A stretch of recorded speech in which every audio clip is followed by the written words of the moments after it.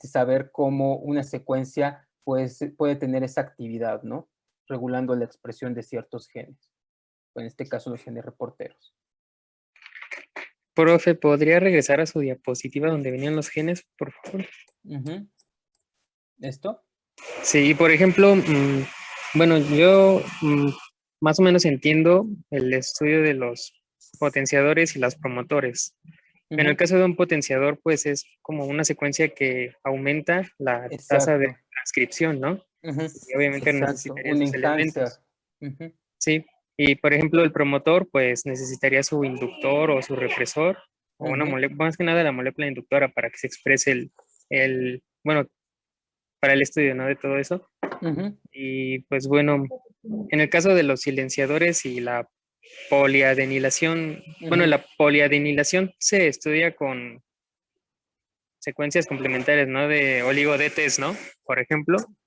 Y Por las ejemplo, silenciadoras, ¿cómo se estudian? los silenciadores finalmente son como represores, por decirlo así. Estas secuencias básicamente van a estar reprimiendo la expresión de ciertos genes. Entonces también tú tienes una hipótesis, por ejemplo, regresando al estrés salino. Ustedes creen que el estrés salino va a regular la inhibición de la expresión de un canal, por ejemplo, de sodio en la membrana plasmática. Y esto puede, obviamente, pues finalmente puede estar regulando su región dentro de su secuencia.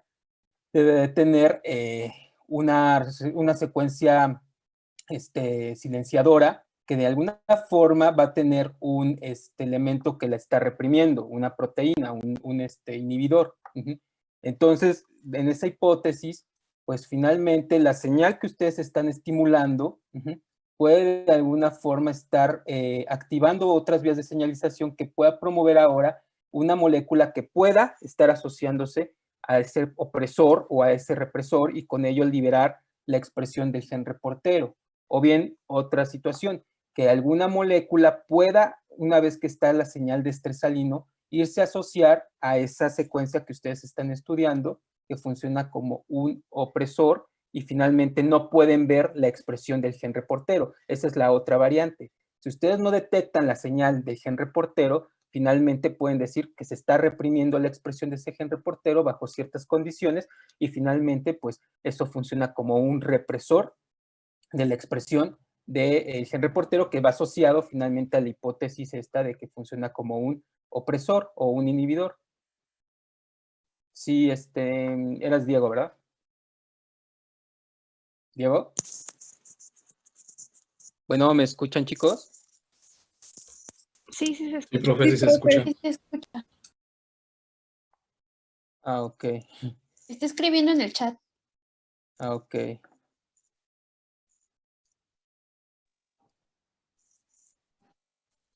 Ajá, puede ser el otro ejemplo, que no se observe la expresión de este gen reportero y entonces finalmente pueden decir que funciona como un represor o como una secuencia silenciadora que va a estar uniéndose elementos que regulen o que inhiban la expresión del gen reportero. Sí, Diego, puedes poner en el chat si sí o no.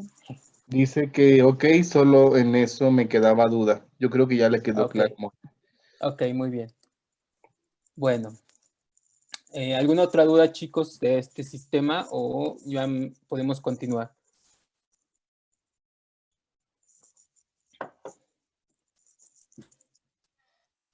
¿Continuamos? Sí, profe. Okay. Sí, profe. Bueno, entonces, en un ensayo con un gen reportero tiene como finalidad, ya les dije, medir el nivel de regulación que una secuencia de ADN desconocida puede tener, como lo dijo este Diego. Puede funcionar como un promotor, como un enhancer, como un represor, y eso lo podemos cuantificar cuando se está expresando o no el gen reportero. Entonces, en ese sentido, pues se han utilizado algunos genes reporteros que se pueden utilizar, ya que pueden ser cuantificables o pueden ser detectados por diferentes sistemas. Por ejemplo, la luciferasa. La luciferasa es una enzima que finalmente esta enzima se obtuvo de las luciérnagas, y que cuando esta enzima puede como tal está con su substrato, que es la luciferina, lo que se está generando básicamente es luz. Ajá, como ustedes pueden ver el efecto de las luciérnagas, ajá, ese destello que generan es mediado por esta enzima y por el substrato que tienen las luciérnagas en esa estructura que les permite brillar, ¿no? Entonces, pues lo que se hizo fue como tal obtener esa secuencia de la luciferasa y finalmente esta se pone en los plásmidos, en estos plásmidos que tienen como función finalmente tener estos elementos para actuar como plásmidos que llevan genes reporteros. En este caso aquí está la secuencia de luciferasa. Y bueno, acá tienen el sitio de multiclonación, en donde van las enzimas para poder, en este sentido, clonar aquí la secuencia que puede actuar como un promotor, un silenciador, un enhancer o un potenciador, ¿no? Entonces, básicamente, cuando ustedes expresan este sistema, lo único que hacen es, como tal, obtener el extracto de las células que están utilizando o del sistema que ustedes están utilizando, y finalmente este extracto, lo que hacen de proteínas, lo que hacen ahora es colocarlo en una celda que lleva como tal el substrato, que en este caso es la luciferina, y finalmente por su acción va a generar este destello y ustedes lo pueden detectar como luminiscencia en un aparato que se llama fotoluminómetro. Y finalmente esto lo pueden cuantificar, el aparato les da ciertas medidas y con ello ustedes pueden detectar si está o no presente esa señal, ¿no?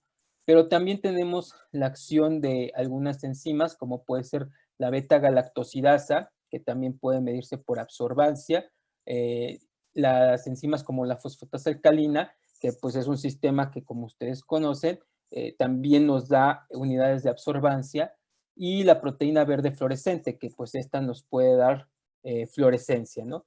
Entonces, estos elementos, pues como pueden ver, son muy utilizados porque son señales que se pueden cuantificar y finalmente con ello, con diferentes aparatos, un microscopio de fluorescencia, los fotoluminómetros o un espectrofotómetro, ustedes pueden detectar o cuantificar la señal que están finalmente utilizando con estos genes reporteros.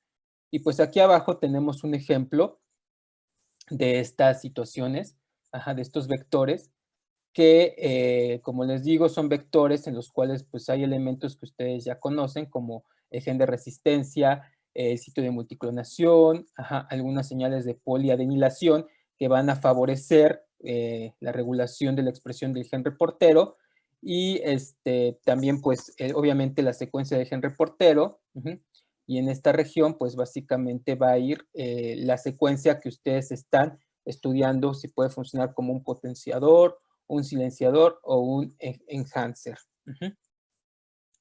Entonces, acá ya tenemos algo un poco más complejo.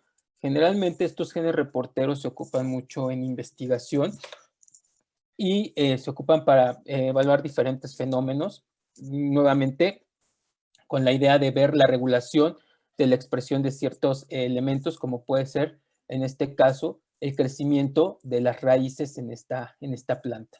Y bueno, ¿qué es lo que empezaron a observar los investigadores? Bueno, ellos observaban que finalmente las plantas, el crecimiento de la raíz se veía afectada cuando en sus cultivos ellos estaban utilizando algunos sistemas o alcaloides que estaban producidos por ciertos hongos. Entonces, cuando ellos veían que los hongos producían este tipo de alcaloides, observaban que las raíces estaban finalmente afectándose su crecimiento. Acá tienen una planta donde no estaba como tal presente este alcaloide del hongo y que finalmente pues tenía un crecimiento importante o natural, la raíz. Sin embargo, cuando iban observando estos fenómenos de estas plantas contaminadas con estos hongos, pues finalmente veían que había un efecto extraño de no crecimiento de las raíces, ¿no? Entonces ellos comprendieron que, bueno, existía algo dentro del hongo que le estaba generando este tipo de fenómenos. Después, con más estudios, pues empezaron a aislar estos alcaloides y ahora, pues acá lo hicieron ya de manera más detallada Y aquí, bueno, tienen básicamente una planta o una raíz, la cual no es tratada, que es un crecimiento normal. Sin embargo, cuando ellos utilizaban ciertas hormonas vegetales como un control positivo para el crecimiento de raíz, pues básicamente veían cómo al ser tratadas con este tipo de hormonas, pues el crecimiento de las raíces era bastante descontrolado. Entonces, ahora cuando inoculaban ya este alcaloide, ya que fue aislado de estos hongos, pues veían que efectivamente nuevamente observaban este fenotipo de no crecimiento de raíces. Ahora, ¿qué es lo que pasaba cuando adicionaban este tipo de hormonas a su cultivo y además adicionaban pues también estos alcaloides?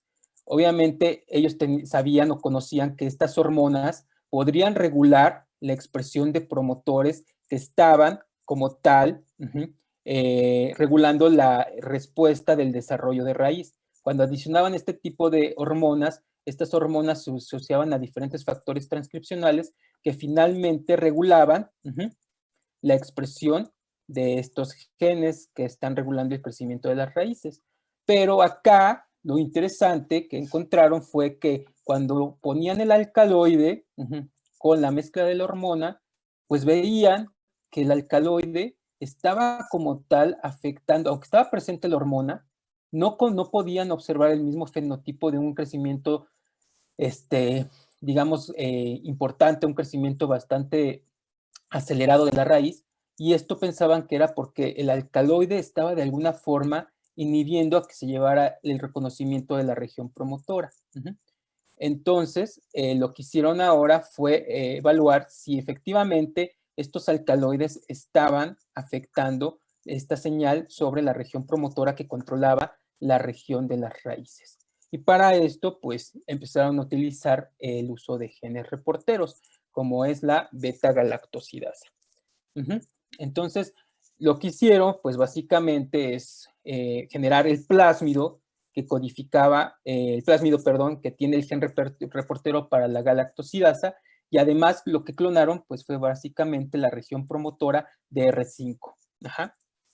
¿Y qué es lo que hicieron? Pues hicieron estos tratamientos.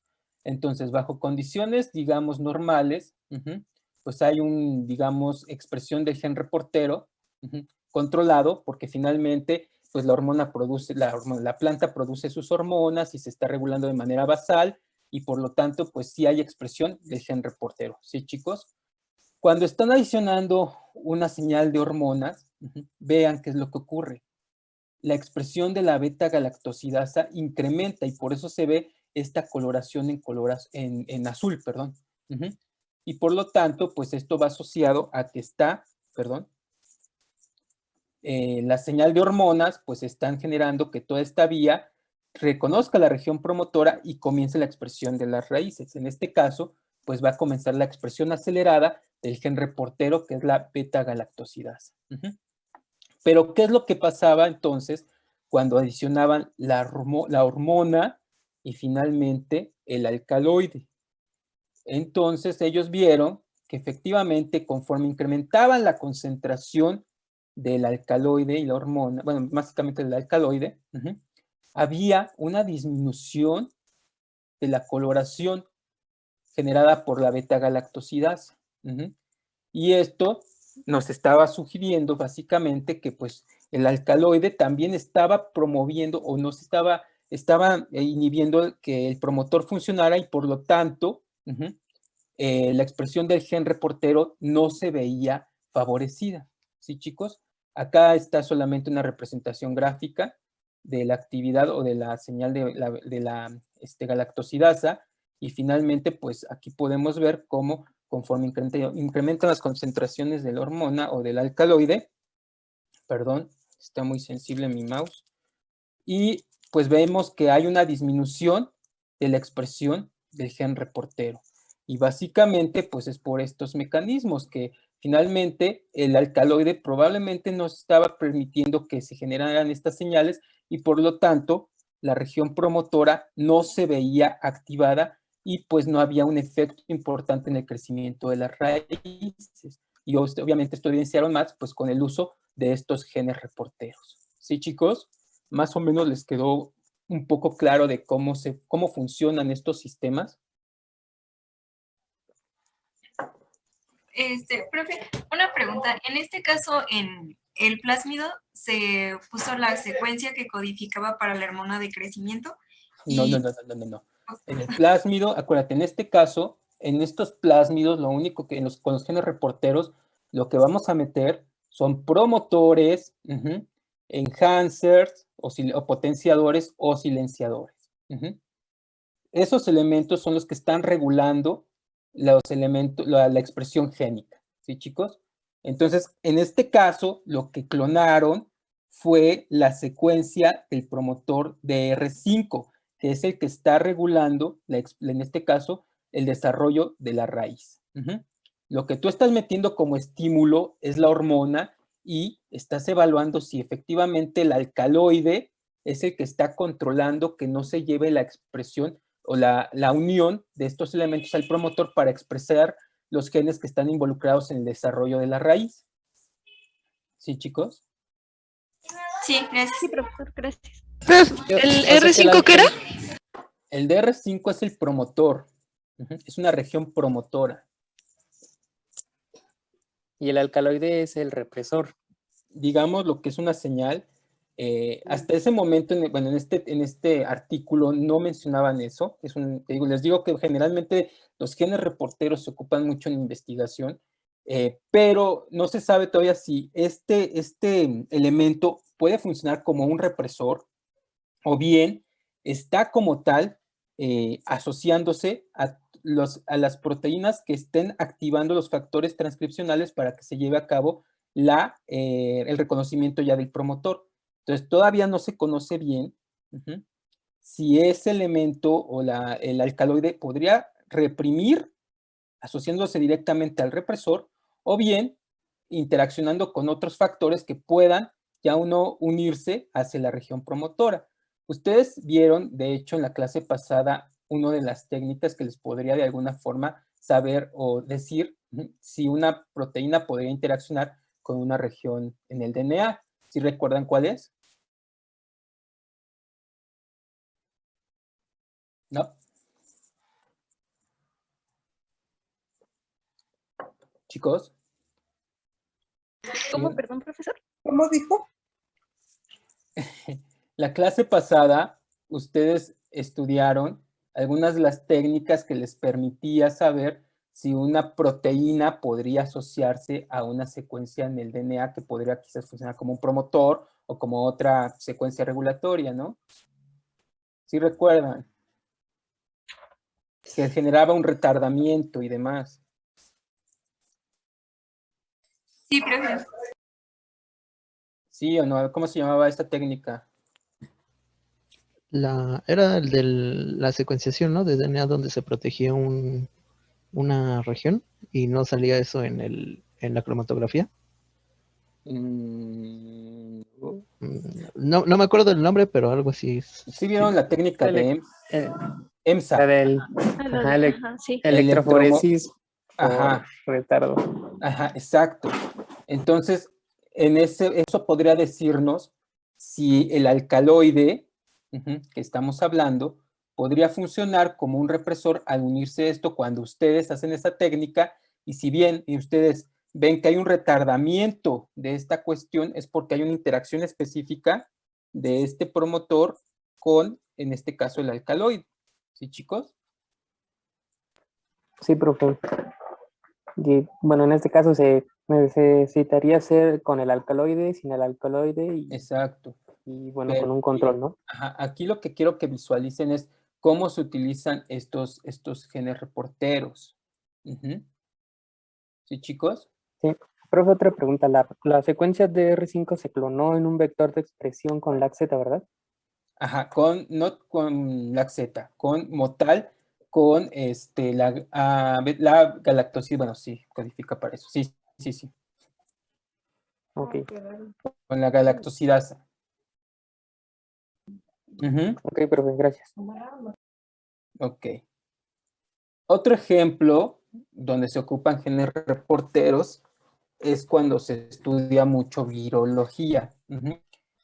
Y cuando ustedes quieren, como tal, tener un sistema que les permita cuantificar el efecto de, por ejemplo, una molécula que tenga una acción antiviral, ajá, o un efecto que bloquee la infección, porque con estos genes reporteros ustedes pueden tener datos cuantitativos. Entonces, ¿qué es lo que hacen? Bueno, en este caso, lo que se hace es generar virus reporteros, o es decir, virus que llevan un gen reportero. ¿Y cómo se lleva a cabo eso? Pues es realmente un proceso bastante largo en cuestión de biología molecular, porque ustedes lo que hacen ahora es tener el genoma, sobre todo de virus de genomas pequeños, que básicamente son virus de RNA, o que tienen genomas de RNA, lo que hacen es clonar como tal los genes que codifican cada uno de los elementos del virus, y dentro de uno de las secuencias virales o de los genes virales, ustedes pueden por biología molecular introducir un cassette que codifique ahora para un gen reportero, en este caso la proteína verde fluorescente. En el primer esquemita tenemos el genoma viral que no es modificado, en donde, como ustedes pueden ver, pues están todos los genes continuos y sin ningún problema. Sin embargo, acá lo que están haciendo es con biología molecular, ustedes identifican quizás secuencias aquí que les permitan, secuencias de restricción, que les permitan abrir esta secuencia, y ahora con ligasas lo que hacen es fusionar el gen que codifica para el gen reportero. Ahora, no es que ustedes se quedan con el genoma del virus, sino que ustedes lo que hacen es clonar toda esta secuencia en plásmidos que permitan llevar a cabo, que permitan o soportan el tamaño de todas estas secuencias de genes, incluyendo el gen reportero. Entonces, aquí hay duda de cómo se generan estos virus reporteros o estas secuencias reporteras. ¿Tienen alguna duda o pregunta hasta aquí de esta situación? No, profesor. Ok, entonces, lo que nos queda claro es que introducimos dentro del genoma de estos virus un gen reportero. Entonces, como les digo, todo esto lo que hacen es introducirlo en vectores. El vector va a llevar toda esta secuencia, incluyendo el gen reportero, y lo que sigue ahora es, pues, transfectar sus celulitas, o mejor, sí, transfectar sus celulitas con este plásmido. Ocupan experimentalmente, se necesitan controles, que básicamente son plásmidos que pues no llevan como tal ninguna secuencia, nada más es como un control. Y bueno, ahora lo que se hace aquí es, como ustedes saben que tiene la proteína fluorescente, pues lo que hacen ahora es, en estas células que son transfectadas, pues van a ver a diferentes horas post-transfección cómo se expresa el gen reportero, que en este caso es la proteína verde fluorescente. Entonces, ustedes pueden ver que a lo largo de esta cinética de transfección, pues pueden ver que conforme incrementa el tiempo, hay mayor expresión de la proteína verde fluorescente, y lo cual les dice que en este caso pues hay mayor expresión de todo este sistema. Y obviamente, si se está expresando todo este sistema, ¿qué creen que está ocurriendo? ¿Qué se están generando también? Virus, bueno. Exacto, quiere decir exacto. Que la replicación. ¿Cómo, perdón, Adriana? ¿Virus qué? Bueno, o sea, nos está indicando que hay replicación de estos virus. Ajá, de los genomas, y por lo tanto, como dijiste bien, hay producción de estos virus también. ¿Por qué? Porque ustedes están metiendo todos los genes. Estos genes van a codificar para proteínas estructurales que van a generar el virus y van a poder recuperar o van a introducir todos estos genomas que también se están sintetizando, porque llevan estas proteínas que son importantes para sintetizar toda esta secuencia. Entonces, finalmente, ustedes van a tener ya, acá tenemos otro ejemplo, porque es lo mismo, es ver cómo están expresándose las células, pero acá, no sé si ya lleva alguien virología. ¿Alguien ya está tomando el curso de virología? Sí. Entonces, no sé si ya ahorita vieron este método o esta técnica que se ve en virología. ¿Qué es? Titulación viral por formación de placas líticas. Exacto. Ay, este mouse. Entonces, ustedes lo que hacen ahora es cosechar o tener ese sobrenadante de las células transfectadas, y lo que hacen ahora es ver si están generando partículas virales infectivas, que es básicamente lo que nos está indicando esta técnica que dijo Diego, que básicamente es la generación de placas o unidades formadoras de placas líticas, que son estos puntitos.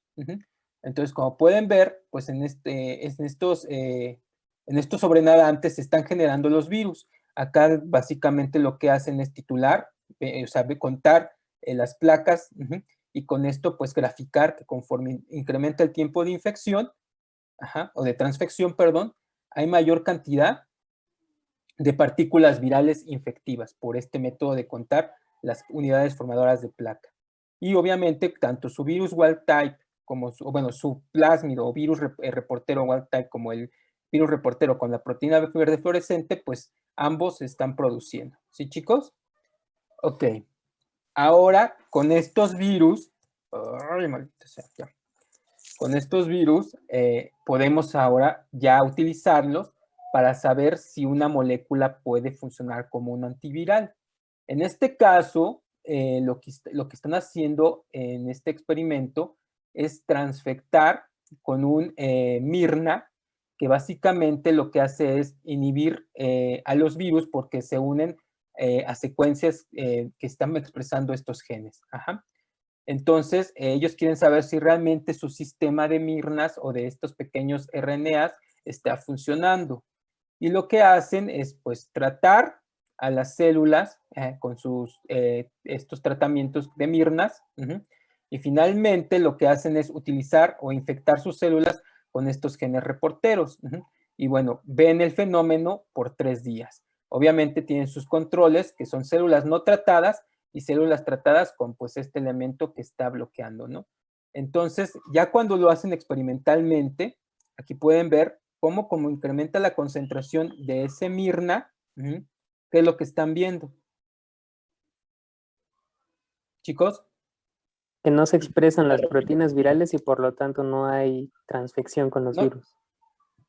Bueno, no tanto bueno, sí, pero ¿qué es lo que no se está expresando también que nos está indicando que pues está fallando todo el sistema? El genoma viral. Sí, pero ¿qué es lo que vemos? ¿Qué es lo que observamos?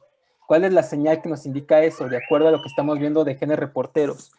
Una la disminución de la La proteína fluorescente. Exacto, una disminución del gen reportero, o sea, de la proteína verde fluorescente.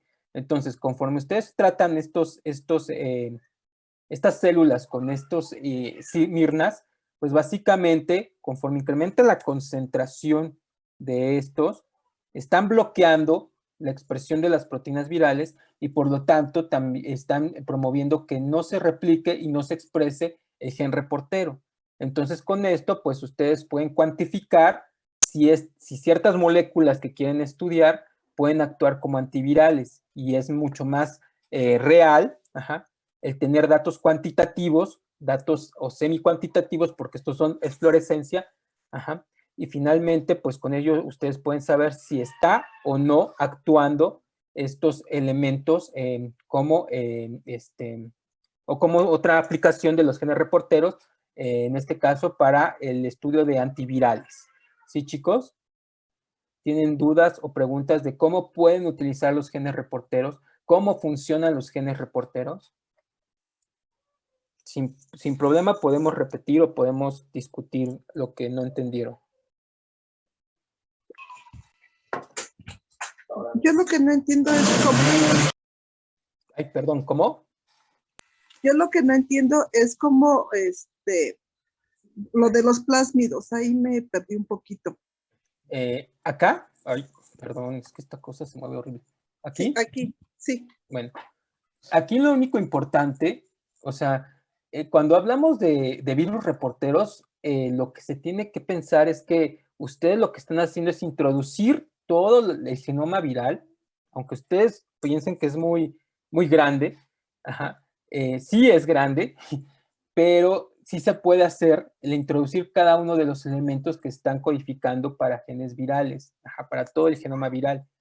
Entonces lo que se hace es introducir eso en plásmidos.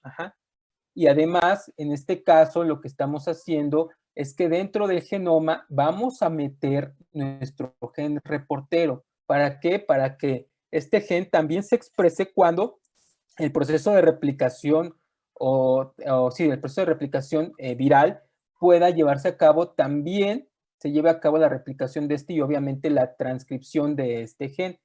Entonces, cuando tú ya lo clonas dentro de un vector, pues ya lo puedes ocupar para transfectar las células y finalmente comprobar que sí está funcionando, porque si hay expresión de la proteína verde fluorescente, que es la que está funcionando como un gen reportero, pues finalmente, si se está expresando eso, te está diciendo que todo este sistema se está expresando y por lo tanto estás produciendo virus recombinantes o virus reporteros.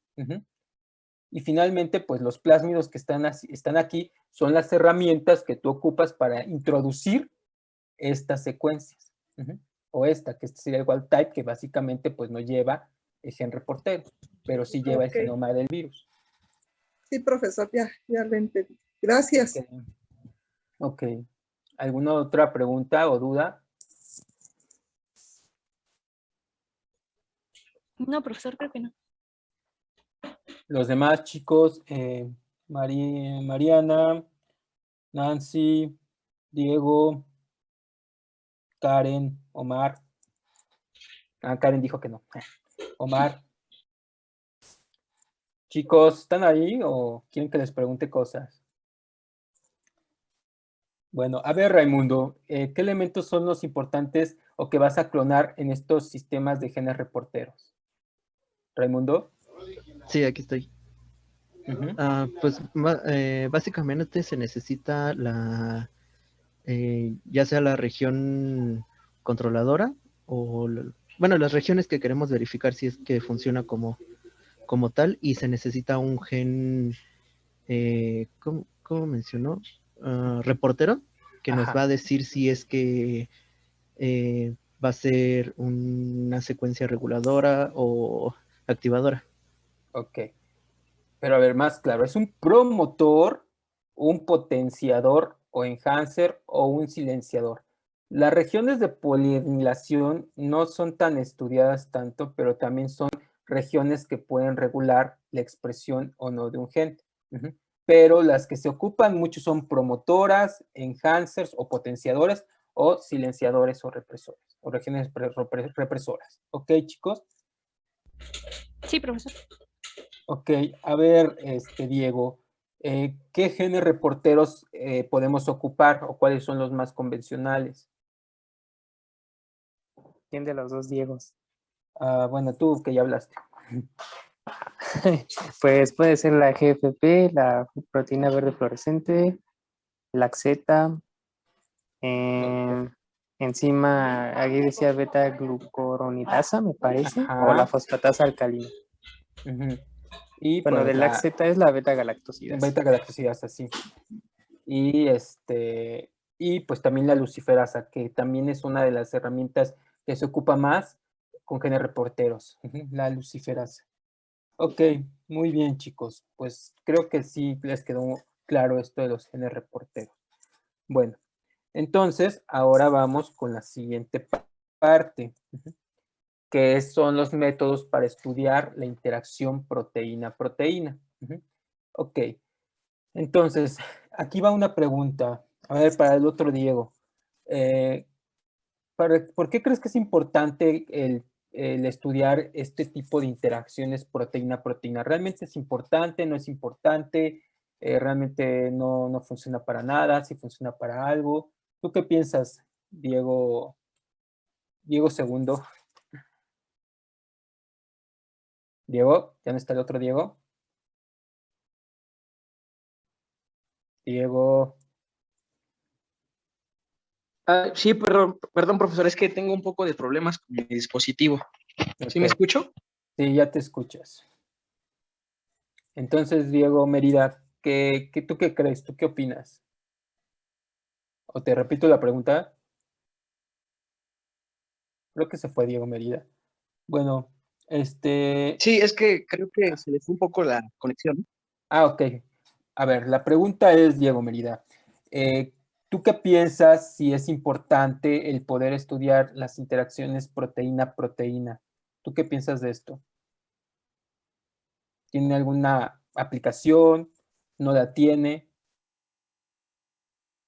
Pues bueno, así a grandes rasgos sí podría ser funcional, Ujú. ya que, por ejemplo, bueno, no puedo aterrizar muy bien la idea, pero o sea, sí nos podría ayudar respecto a conocer quizá un poco acerca, bueno, si ya lo llevamos un poco más a la parte molecular, genética, o sea, como ver como su origen, quizá, o sea, Su mm, origen, ¿como qué origen o qué? bueno, o sea, por ejemplo, cómo es que está la secuencia de aminoácidos codificada, ¿no? Y a lo mejor esas interacciones que tengan entre proteínas y proteínas nos sirvan como un indicador de algún sitio activo o alguna sección de importancia. Ok, sitios activos de enzimas que finalmente igual y como saben, las enzimas son unidades que pueden cambiar su estructura, ¿no? Pueden como tal modificarse para de alguna forma activarse, ¿no? Entonces, muchas de estas enzimas en la célula necesitan quizás de la interacción de otras proteínas, ajá, para que generen ese cambio y consigo puedan llevar a cabo que esta enzima ya sea activa. Uh-huh. Entonces, pues sí, por ejemplo, eso podría ser cierto. Uh-huh. Paola, ¿tú qué piensas?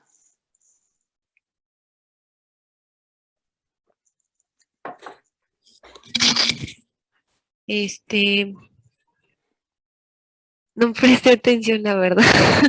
Ok. O sea, la pregunta aquí es, vamos a estudiar métodos para evaluar la interacción proteína-proteína. ¿Tú crees que esto es importante? ¿A qué te suena eso de interacción proteína-proteína? ¿Para qué funciona? ¿Tú crees que tiene alguna aplicación? ¿No tiene ninguna aplicación? ¿Qué piensas? Pues sí, tiene una aplicación porque, por ejemplo, pues las enzimas son proteínas y así, entonces puede ser ver, eh, no sé, la actividad de las mismas o cosas así. Ok, pues sí, tienen más o menos la idea de que las proteínas pueden activarse o pueden eh, tener ciertos cambios que les faciliten. Y bueno, como vemos en esta diapositiva, realmente la cantidad de proteínas que tenemos en nuestras células, pues es infinita, ¿no? Y cada una de ellas va a tener cierta arquitectura o cierta estructura que finalmente van a poder como tal, pues funcionar si tienen esta estructura. Muchas de ellas, como les mencioné, necesitan de interaccionar con otras proteínas para cumplir su función o para que finalmente se lleve a cabo su actividad. Uh-huh.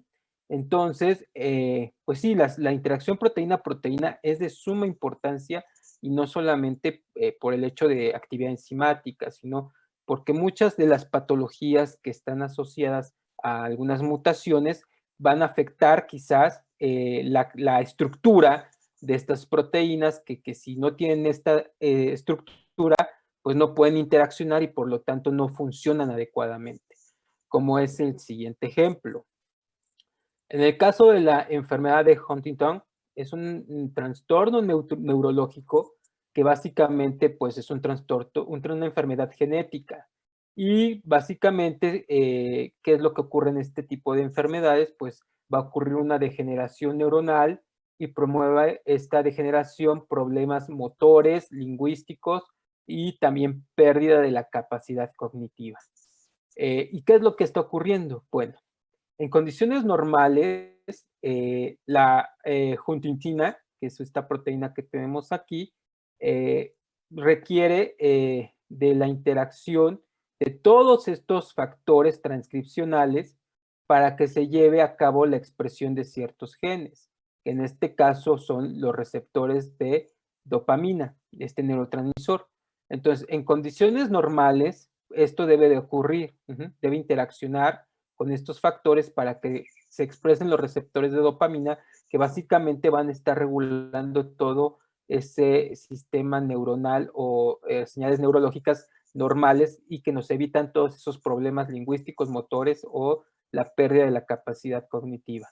¿Qué es lo que pasa con los pacientes que tienen Huntington? Pues básicamente esta proteína, como saben, es una enfermedad genética, va a tener una mutación, pero esta mutación lo que va a promover es que esta proteína incremente la cantidad de ciertos aminoácidos en una región que está mediando la interacción de todos estos factores transcripcionales.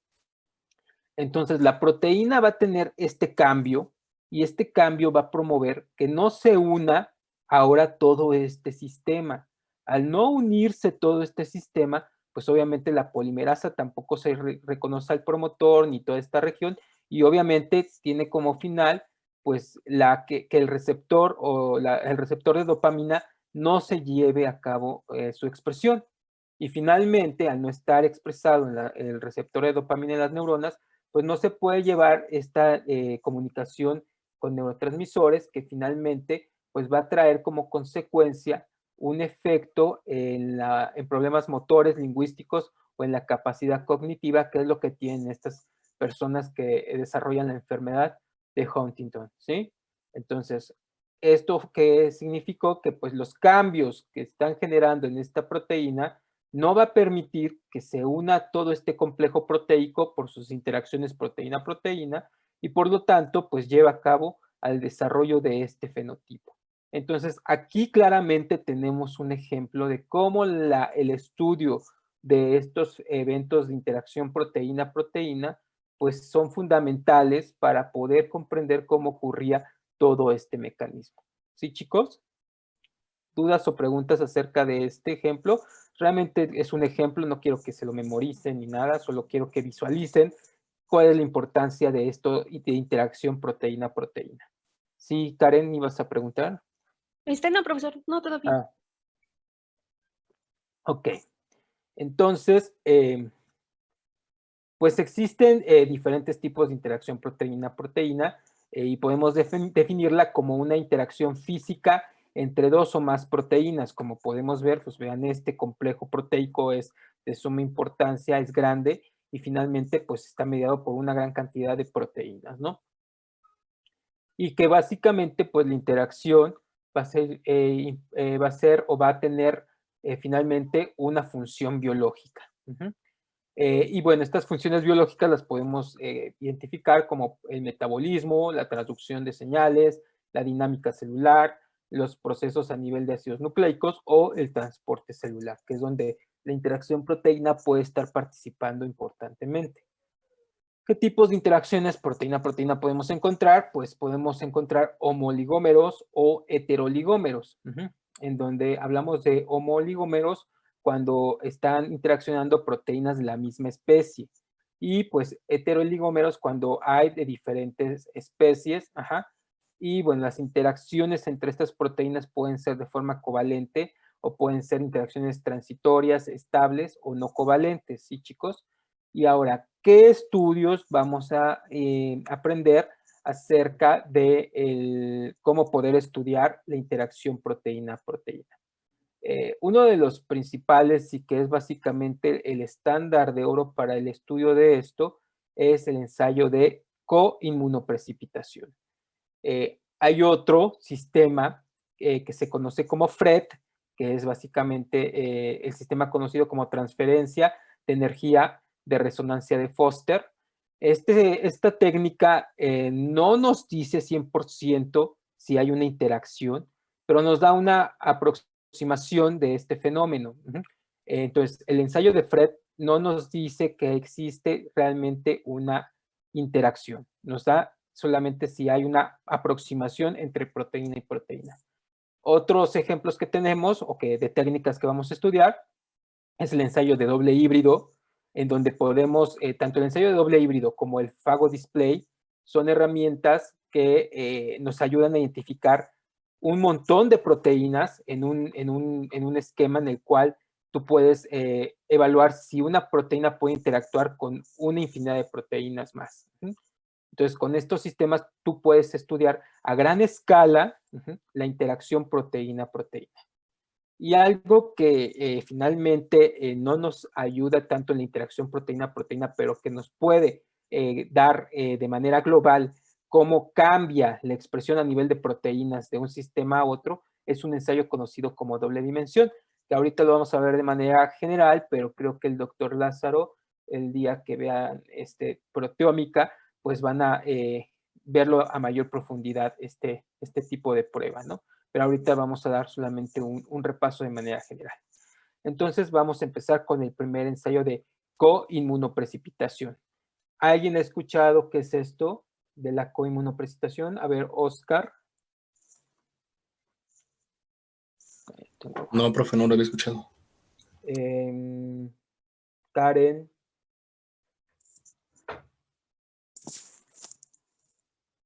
¿No, Karen? Bueno, sé que bueno, en algún momento lo vimos, pero pero de lo que recuerdo era que una proteína de interés se aísla con un anticuerpo específico. Muy bien. Sí, el fundamento de esta técnica es el utilizar anticuerpos, anticuerpos específicos que nos van a ayudar a saber si está o no presente un complejo proteico. Entonces, esa es la idea fundamental, el uso de anticuerpos. ¿Y cómo ocurre esto? Bueno, el ensayo de coinmunoprecipitación consiste en lo siguiente. Ustedes van a tener en una célula, pues todas las proteínas, ¿no? Y aquí su hipótesis es si la proteína de color azul puede estar interaccionando con la proteína de color roja. Entonces, en esa célula, ustedes van a tener pues todas esas proteínas. Como podemos ver aquí, hay muchas proteínas de diferentes colores, ¿no? Incluyendo pues las que ustedes creen que pueden estar interaccionando, ¿no? Entonces, lo primero que tienen que hacer en este sistema celular, pues, es obtener esta mezcla de proteínas. ¿Y cómo creen que podemos hacer eso? Es una célula. ¿Qué van a hacer para sacar todo eso? ¿Disolverla? No, lisándola, dijo. Ah, perdón. Lisándola. Sí, perdón. Lisándola, exacto. Vamos a lisarla. ¿Qué es lo que se les ocurre para lisar a una célula? Ya lo hemos visto en algunos otros métodos. Chicos. Pues depende de qué célula se trate, profe. Vamos a hablar de una célula eucarionte, de una célula de cáncer de páncreas. Puede ser primero mecánico y luego utilizando algún detergente. Ok. Sí, si fuera un tejido, pues sí es mecánico, pero aquí es un cultivo celular y vamos a utilizar detergentes. Básicamente el uso de detergentes es fundamental para estas lisis de células. Entonces ustedes ocupan detergentes y algunas otras soluciones amortiguadoras para finalmente disgregar la membrana y quedarse con esta mezcla de proteínas de su lisado celular. Entonces, después de que tienen esto, el siguiente paso en este proceso, pues es adicionar un anticuerpo, como bien lo dijo su compañera Karen. Y bueno, ese anticuerpo que van a adicionar es un anticuerpo que reconoce alguna de las dos proteínas. En este caso, vamos a decir que este anticuerpo reconoce a la proteína roja. Ahora, para que este complejo se vuelva más grande o más pesado, ustedes necesitan adicionar algo más. ¿Por qué? Porque lo que quieren ahora es precipitar como tal, y eso lo hacen haciendo los complejos más pesados. ¿Y qué es lo que ocupa esta técnica? Pues resulta que van a ocupar un sistema, que son estas bolitas en color morado, que son básicamente perlas de cefarosa, de esta resina, la cual lleva acoplada o decorada esta perla una cosa que se llama proteína G. La proteína G tiene afinidad con el FC del anticuerpo. Entonces, la proteína con cefarosa o la perla de cefarosa con proteína G va a asociarse al FC del anticuerpo y a su vez el anticuerpo va a reconocer el epítopo, en este caso, de la proteína roja. Entonces van a tener todo este complejo que es mucho más grande que las demás proteínas que están por acá, ¿no? Y con ello, pues, ¿qué es lo que van a hacer para bajar ese complejo? Pues lo que van a hacer es centrifugar. Se centrifuga esto y finalmente lo que están haciendo es separar. Obviamente solamente va a quedar en el pellet pues todos los complejos pesados, que en este caso pues es este sistema que está aquí. La proteína, la cefarosa con proteína G, el anticuerpo y el complejo que se unió. Y pues lo demás, como no es pesado, como no está generándose un complejo tan grande, pues queda en suspensión. Entonces, finalmente, ustedes lo que hacen es decantar y se quedan con ese pellet. Ahora, ¿qué se les ocurre hacer? Porque lo que sigue es tratar de separar estos complejos. ¿Cómo lo vamos a hacer? ¿Podría ser con un Western blot? Bueno, eso es para detectar. Previo a eso, lo que necesitamos es separar todo esto. ¿Cómo lo hacemos? Cambiando el pH con una solución amortiguadora. Podríamos usar pH, sí. Con una cromatografía. Una cromatografía. No, cromatografía no. Es algo más simple. Aumentando la temperatura. Exacto. Vamos a, uno de los pasos de esto es, vamos a calentar esta mezcla, porque finalmente son proteínas. ¿Qué pasa cuando ustedes incrementan la temperatura? ¿Qué les pasa a las proteínas? Se desnaturaliza. Se desnaturalizan. Al desnaturalizarse, pues todos los enlaces o todas las interacciones se separan y finalmente pues queda ahí todo separado. Pero también podemos adicionar otra cosa. ¿Qué recuerdan que adicionábamos para desnaturalizar proteínas? ¿Sales de amonio? No, con eso vamos a precipitarlas y ahorita ya no queremos eso. ¿Alcoholes? ¿Cómo? ¿Alcoholes? No, eso es para los ácidos nucleicos. ¿Recuerdan cómo está el anticuerpo? ¿Cómo es la estructura de un anticuerpo? ¿No? ¿Alguien recuerda cómo es la estructura de un anticuerpo? Nancy. Como una Y. Una Y, ajá. Y en esa Y, ¿cómo estaban unidas esas Y? ¿Qué tenían? Puentes disulfuro. Puentes disulfuro. ¿Y cómo rompen los puentes disulfuro? Con mercaptoetanol. Exacto, con un agente reductor como es el beta-mercaptoetanol. Entonces, con temperatura y con beta-mercaptoetanol, ustedes están desnaturalizando todos estos complejos. Después de eso, pues obviamente cuando desnaturalizan todo esto, lo que hacen ahora es volver a centrifugar y obviamente pues las perlas y lo demás se va hasta el fondo y ya nada más queda pues las interacciones o los complejos proteicos ahí desnaturalizados, pero las perlas se van de su sistema. Ok, ahora sí, tenemos una mezcla de proteínas y nosotros queremos identificar una. ¿Qué es lo que vamos a hacer? Como dijo Karen, un Western blot. Obviamente ya esto está desnaturalizado.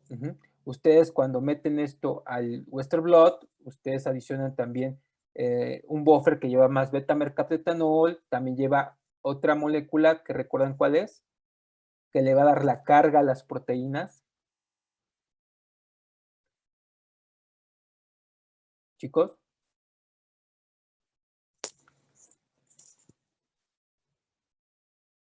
Chicos.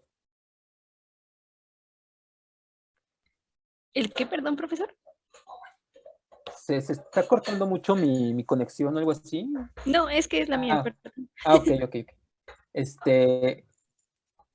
Ya se me fue. ¿Qué otra molécula estamos adicionando para darle carga a la proteína? Recuerden, la electroforesis que se hace previa al Western blot es para separar sus proteínas y esto lo hacen mediante una electroforesis.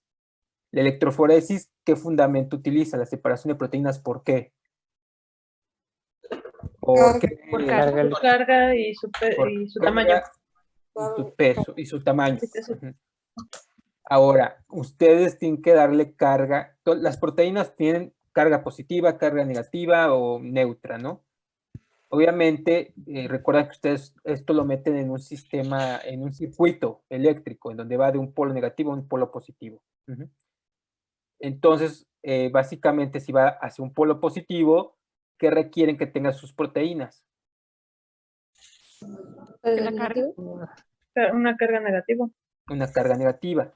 Recuerdan que se le adiciona para tener esa carga negativa a esta mezcla de proteínas. ¿Era SDS? SDS, el detergente, muy bien, sí. El SDS con el beta-mercaptetanol, el beta-mercaptetanol termina de desnaturalizar, el SDS da la carga negativa para que cuando ustedes lo pongan en una electroforesis, corran las proteínas hacia el polo positivo. Ajá. Y finalmente, pues van a tener todas sus proteínas así, ya todas separadas, ¿no? Y ahora, ¿qué es lo que vamos a hacer? Pues lo que vamos a hacer, bueno, aquí ya lo tenemos, el Western blot.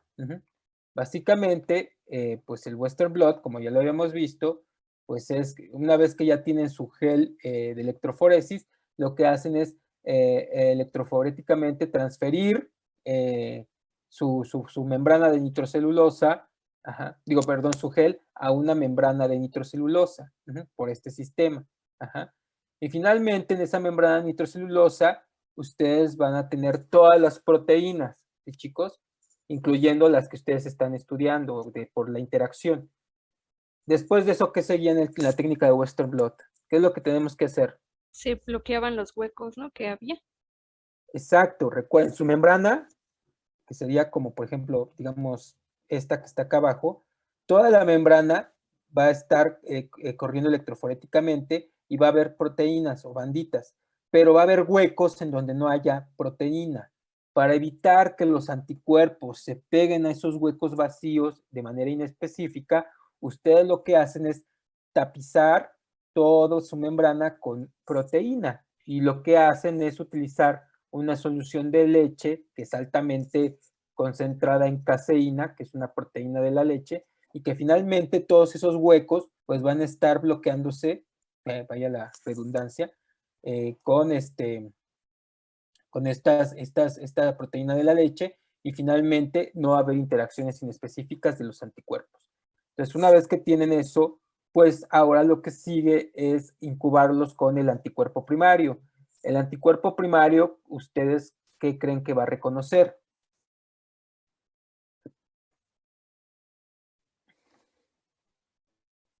Chicos. ¿A nuestro complejo que tenemos? ¿Al complejo que tienen o a quién?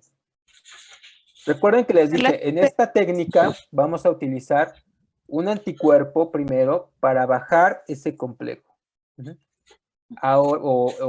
Y ahora, ¿qué anticuerpo van a ocupar? ¿Qué es lo que van a evaluar? Una antiglobulina, ¿no? No, ¿cómo que una antiglobulina? O sea, una inmunoglobulina es un anticuerpo. O sea, todos los anticuerpos son inmunoglobulinas. No. Recuerden lo que estamos discutiendo aquí. La hipótesis es saber si la proteína roja interacciona con la proteína azul.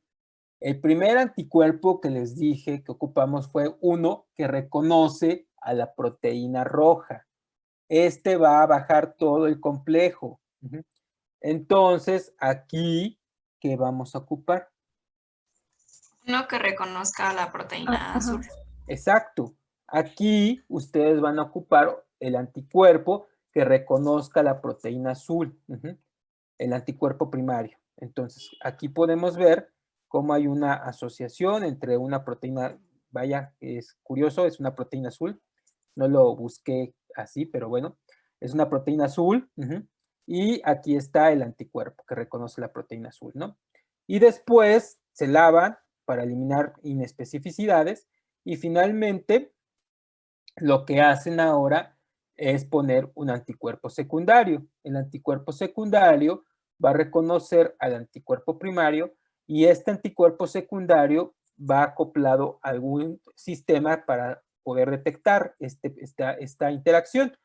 Y básicamente lo que se ocupa son anticuerpos que van acoplados a enzimas como la peroxidasa de rábano.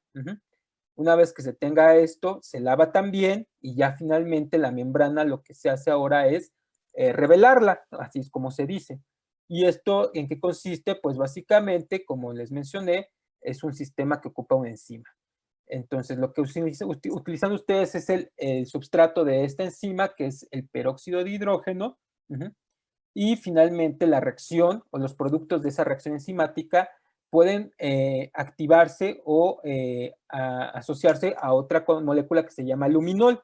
El luminol, básicamente, cuando interactúa con los productos de la reacción del peróxido de hidrógeno y la peroxidasa, van a emitir luz o una quimioluminiscencia, que es una señal luminiscente que cuando ustedes ponen una placa radiográfica sobre su membrana, cuando ya tienen estas mezclas, pues básicamente lo que pueden detectar pues son la presencia de manchones o banditas que están aquí. Y con ello, pues ustedes pueden saber si estaba reconociéndose la proteína azul, ¿no? Entonces, al final, si ustedes detectan la banda del peso de la proteína azul, ¿eso qué significó? ¿Cuál es la conclusión de todo este experimento? Chicos. ¿Es una interacción? Exacto, que sí hay una interacción entre la proteína roja y la proteína azul. ¿Por qué? Porque finalmente ustedes bajaron el complejo con un anticuerpo que reconoce la proteína roja. La proteína roja se asocia naturalmente a la proteína azul y por lo tanto este complejo lo precipitaron. Separan los complejos y ahora lo que quieren saber es si hay proteína azul. Hacen un Western blot utilizando un anticuerpo que reconoce la proteína azul y si ven una señal, eso significa que sí, efectivamente, hay una interacción molecular entre la proteína roja y la proteína azul. ¿Sí, chicos? ¿Dudas, preguntas de este sistema? Entonces, como tal, el anticuerpo del primer complejo reconoce a la proteína azul que interacciona con la proteína roja, o sea, ¿reconocería a esas dos?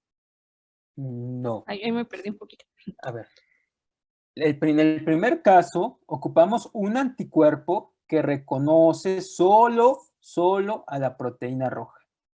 Pero la proteína roja naturalmente está asociada a la proteína azul. Es una interacción que ocurre en el sistema biológico. Ustedes bajan este complejo por esta situación que ya les había platicado. ¿Sí te queda claro lo de la proteína G y todo ese que se vuelve más pesado y demás? Sí, profesor. Ok. Entonces, una vez que ocurre eso, lo que ahora sigue es saber si por el Western blot hay una interacción o está la proteína azul. Entonces, lo que ocupamos ahora en el Western blot es un anticuerpo que reconoce la proteína azul. Entonces, finalmente, si tú ves a la proteína azul en el Western blot, eso significa que en condiciones naturales, la proteína roja interacciona con la proteína azul. ¿Por qué? Porque el anticuerpo de la proteína roja pudo bajar todo este complejo. Y finalmente, tú lo detectas cuando ocupas un anticuerpo que reconoce a la proteína azul. ¿Sí, Karen? Ah, ya entendí. Sí, profesor. Gracias. Ok. ¿Alguien más, chicos? Es fundamental que si no entendieron esto, lo visualicen ahorita porque si no, no van a pasar el examen. ¿Sí, chicos? Profesor, Sí. yo, el gel, bueno, en este caso que el ejemplo de electroforesis que tenemos aquí en esta diapositiva es en el carril 2 es el corrimiento del complejo formado por la proteína roja y la azul, ¿verdad? Ajá. Y con este vamos a corroborar el otro western que estamos haciendo. Ah, no. Ya digamos que este es el resultado final de todo lo que, de este Western blot. Ah, ya. Ya es el resultado final. Ya. O sea, es que acá no podía poner todo esto y por eso ya nada más al final puse esta. Pero es el resultado ya final. Ok. Otra pregunta. Había mencionado ¿qué reconocía el anticuerpo secundario? El anticuerpo secundario reconoce al primario, reconoce específicamente la fracción FC. Ok. ¿Sí, chicos? ¿Alguna otra duda? Y por ejemplo, lo podríamos utilizar para más proteínas. Por ejemplo, Sí. usted nos había dicho que pueden ser 2 o 3 o 4. Entonces, ¿para cada una utilizaríamos un anticuerpo diferente o podríamos utilizar como para complejos? Sí, se puede pero es mucho más caro por el uso de anticuerpos. Sobre todo, esta técnica solamente se estudia cuando se quieren evaluar si son dos interacciones, generalmente. Se pueden hacer las demás, pero te digo, necesitas tener la mayor cantidad de anticuerpos que tú hipotetizas, y básicamente pues la compra de un anticuerpo pues es más o menos de alrededor de, el más barato quizás 10,000 pesos. Entonces, si tú quieres evaluar 30 proteínas, pues imagínate cuánto dinero es. Por eso es una de las desventajas de esta técnica. Si tú quieres evaluar una gran cantidad de proteínas, este no es el sistema adecuado. Si tú quieres evaluar muchas proteínas, vamos a ver más adelante cómo puedes hacer eso. Sí, gracias. Ok. Profe, ¿Sí? entonces, por ejemplo, lo que hago, tenemos aquí lo que es el inciso B, ¿no? Y ya Ajá. tengo proteínas libres y unas que están asociadas al anticuerpo. Entonces, en la zona C es cuando voy a separar, es cuando ya separé, ¿no? O sea, quité todas las proteínas que no estaban unidas y aquí ya no entendí cómo hice para que estas se separaran y se quedaran, ahora sí que el anticuerpo nada más, solito. Ok. Recuerda, o sea, ¿cómo separas estos complejos, te refieres? Ah, o sea, porque dijo que iba a ser las más pesadas las proteínas, Ajá, ¿no? exacto. O sea, por ejemplo, entonces centrifugamos y o sea, las que están sedimentadas serían las proteínas así, y lo que es, no sé, en el medio acuoso tendríamos lo que es el anticuerpo, Al o revés. Al al revés. revés. Sí, acuérdate, todo este complejo, la perla de cefarosa, el anticuerpo y tus proteínas que estás evaluando van a ser más pesadas.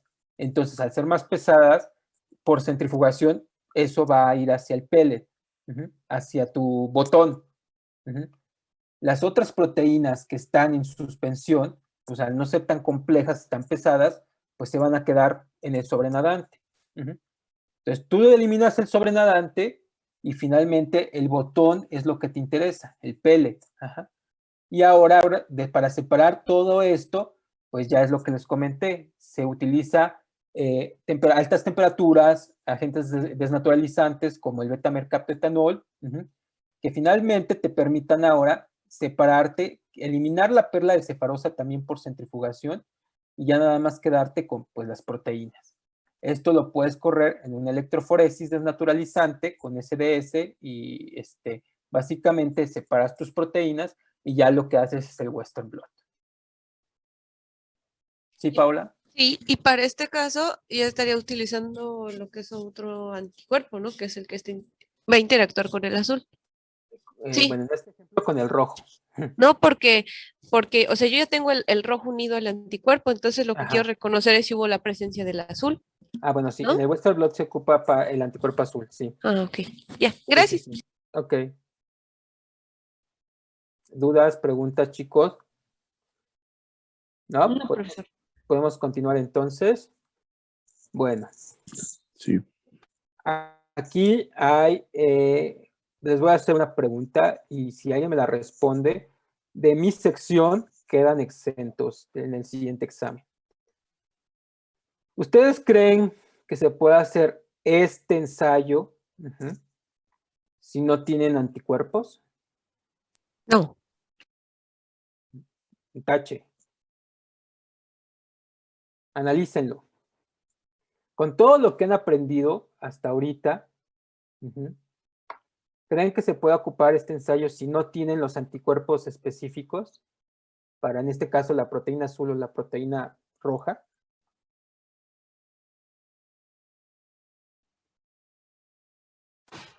O sea, tenemos anticuerpos, pero no son para la proteína roja ni para la azul. ¿O no hay ningún tipo de anticuerpos? No, sí hay, pero no para las que tú quieres estudiar. Ah, sí se podría usarlo. A ver, ¿quién habló? ¿Brian? Yo al principio y luego no sé quién. Ok. Bueno, primero Brian. A ver, Brian, y después la siguiente compañía. Si fallas, pues... ¿cómo? Yo digo que sí se podría usar, puesto que si no hay anticuerpos que detecten a la roja o a la azul, tendríamos que esperar, o bueno, trataríamos de detectar ese anticuerpo, pero saldría muy abajo. No, No, Brian, no va por ahí.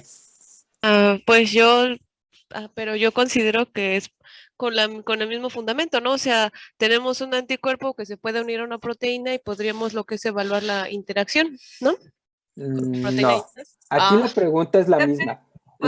A ver, esperen. La pregunta es, yo en este sistema quiero evaluar si la proteína azul interacciona con la proteína roja, pero no tengo anticuerpos, no se han producido, no hay comerciales, que no existen anticuerpos que reconozcan estas proteínas. ¿Ustedes creen que se puede hacer este experimento, este ensayo? ¿Este método se puede utilizar? Sí, pero podría ser de manera indirecta, o sea, uniéndose los anticuerpos a otras proteínas y de todas formas tu relación, o sea, las proteínas, la roja con la azul, van a seguir asociadas y de esa manera, o sea, al Pero no... ¿cómo sabes que están ahí si no las estás detectando? Finalmente, el fundamento de esto son los anticuerpos y el reconocimiento específico. A ver, Eric Contreras levantó la mano. ¿Puedo participar? Ok, a ver, ¿cómo, Eric?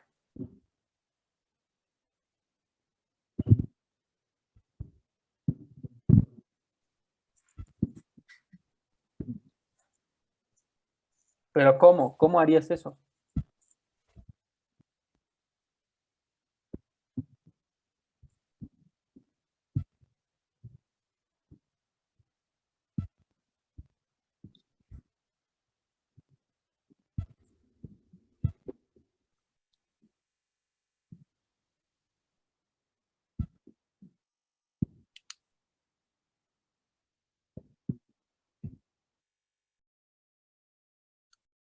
Pero ¿cómo lo haces?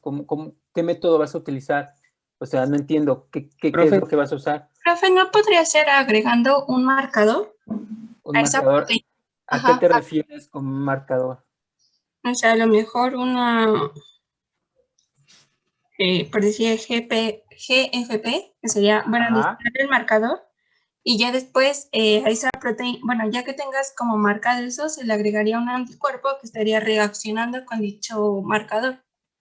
Muy bien. Ahora desarrollame cómo vas a hacer eso con todo lo que ya has aprendido. ¿Qué es lo que harías?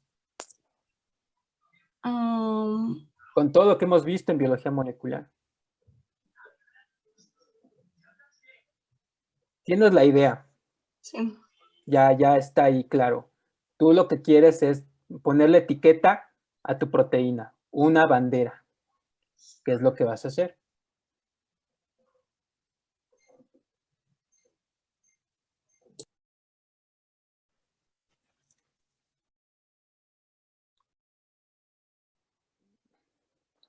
A ver, Sagrario.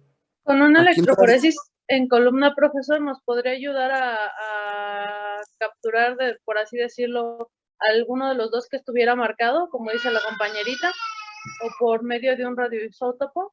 También No, eso ya está muy complejo.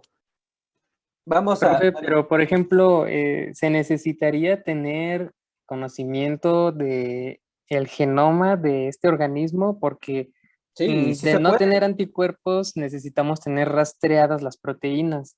Así podríamos, por ejemplo, restringir de el genoma esa región que tenga esas proteínas y expresarlas para, como dijo la compañera, agregar un tag o bueno, en este caso pues, sería necesario agregar un tag a cada una de las proteínas, uno diferente de otro para poderlas distinguir. Y en el caso de utilizar fluorescencia, podría ser una que tuviera una, como dijo la GFP, y otro que tuviera otro fluorocromo que emitiera fluorescencia de otro color. Entonces, en un ensayo de, como dijo, es que no me acuerdo, de luminometría, algo así. Bueno, no, realmente la luminometría o la fluorescencia no nos va a hablar de interacción y ahorita lo vamos a ver. Nos puede hablar de que existe una cercanía, una proximidad, pero eso no es interacción. Ajá. La interacción es esto, que ustedes puedan bajar estos complejos. Y tienen la idea, Diego. O sea, solo trabajen, no utilicen fluorocromos, hemos visto otros tags, como qué. Profe, Si usted dijo banderas, ¿no serían secuencias? Sí, secuencias. ¿Qué secuencia? Podría ser las secuencias BIP. Ajá, BIP. Bueno, BIP no, porque es para secreción, olvídalo.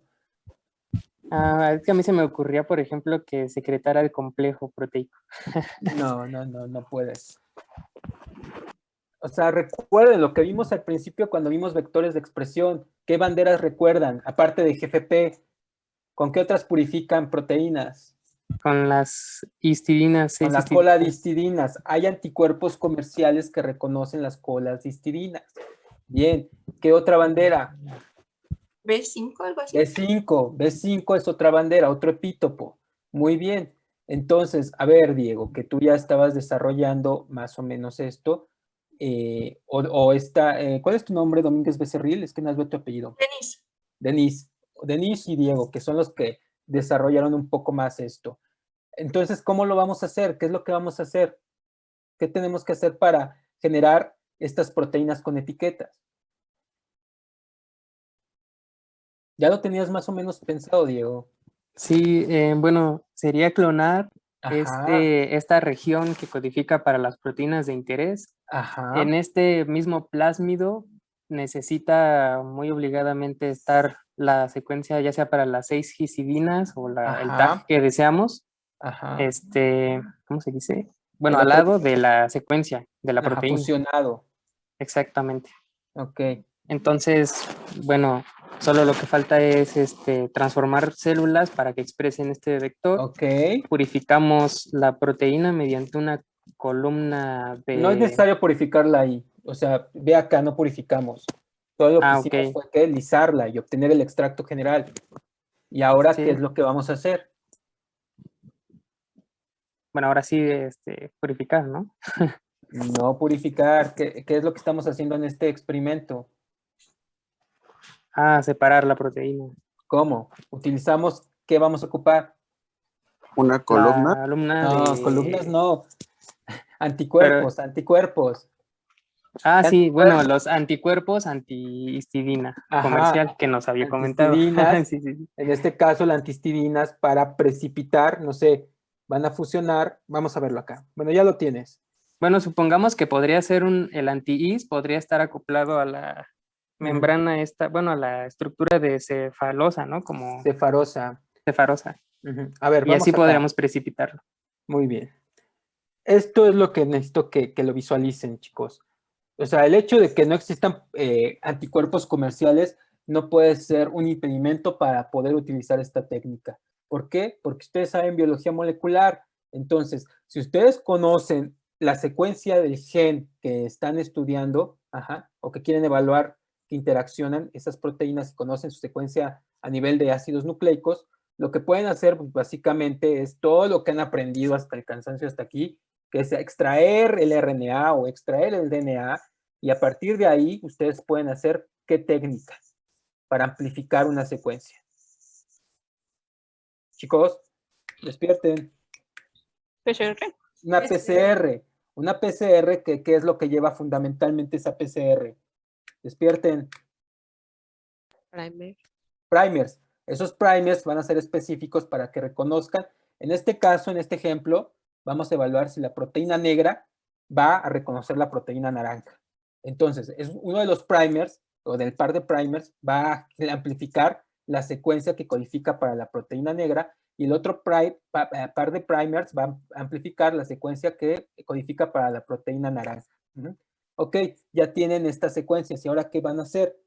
¿Qué van a hacer, Raimundo? ¿Qué haces con este producto de PCR? ¿Dónde lo vas a meter, Raimundo? Ya se colocaría en un plásmido de expresión. ¿Cómo hacemos eso, Raimundo? ¿Qué aprendiste? ¿Cómo vas a trabajar los ácidos nucleicos? ¿Qué usas? Con enzimas de restricción. Enzimas de restricción, exacto. Las enzimas de restricción nos van a ayudar a cortar nuestra secuencia de interés, y nuestro plásmido lo vamos a abrir para poder introducir esa secuencia de interés. ¿Y cómo lo vamos a unir, Raimundo? Con ligasas. Las ligasas, exacto. Las ligasas nos van a ayudar a fusionar esas secuencias, a ligarlas. Muy bien, Raimundo. Entonces, ahora tenemos ya, por un lado, nuestro plásmido que lleva la secuencia negra y nuestro plásmido que lleva la secuencia naranja. Como dijo Diego, cada uno de estos plásmidos van a llevar una tag o una bandera diferente. En este caso, hay un tag que se llama flag y hay un tag que se llama GFP.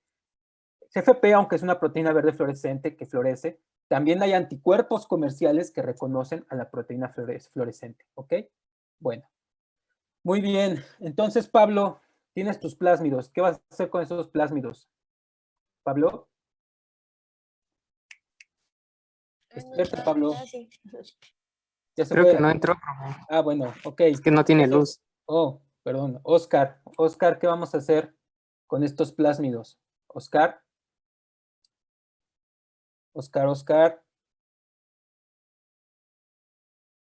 Nancy, ¿qué vamos a hacer con estos plásmidos, Nancy? Chicos, despierten, Nancy, ¿no? Samantha 1, Samantha 2, Samantha 3, Daniel, ¿que no hay nadie ahí en clase? Voy a bajarles un punto si no contestan y dicen, no sé, al menos. Daniel. ¿Se va a seleccionar un interés? ¿Cómo? ¿Tiene que seleccionar del plásmido del gen de interés? No, ¿cómo seleccionar el plásmido del gen de interés? No, ya tenemos nuestros plásmidos clonados aquí. Ahora, ¿qué vas a hacer con estos plásmidos? ¿Cuál es el siguiente paso? Mira, aquí hay una flecha. Con eso se van a transformar las células.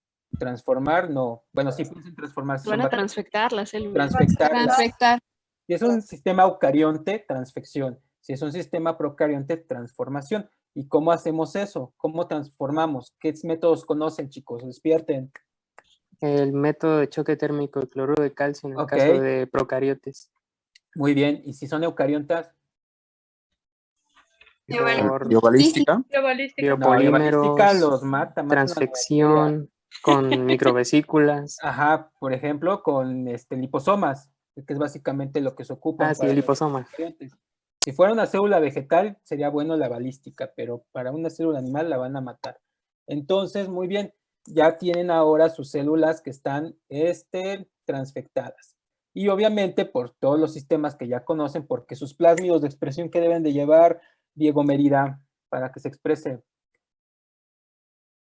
Diego Mérida 1, Diego Mérida 2, Diego Mérida.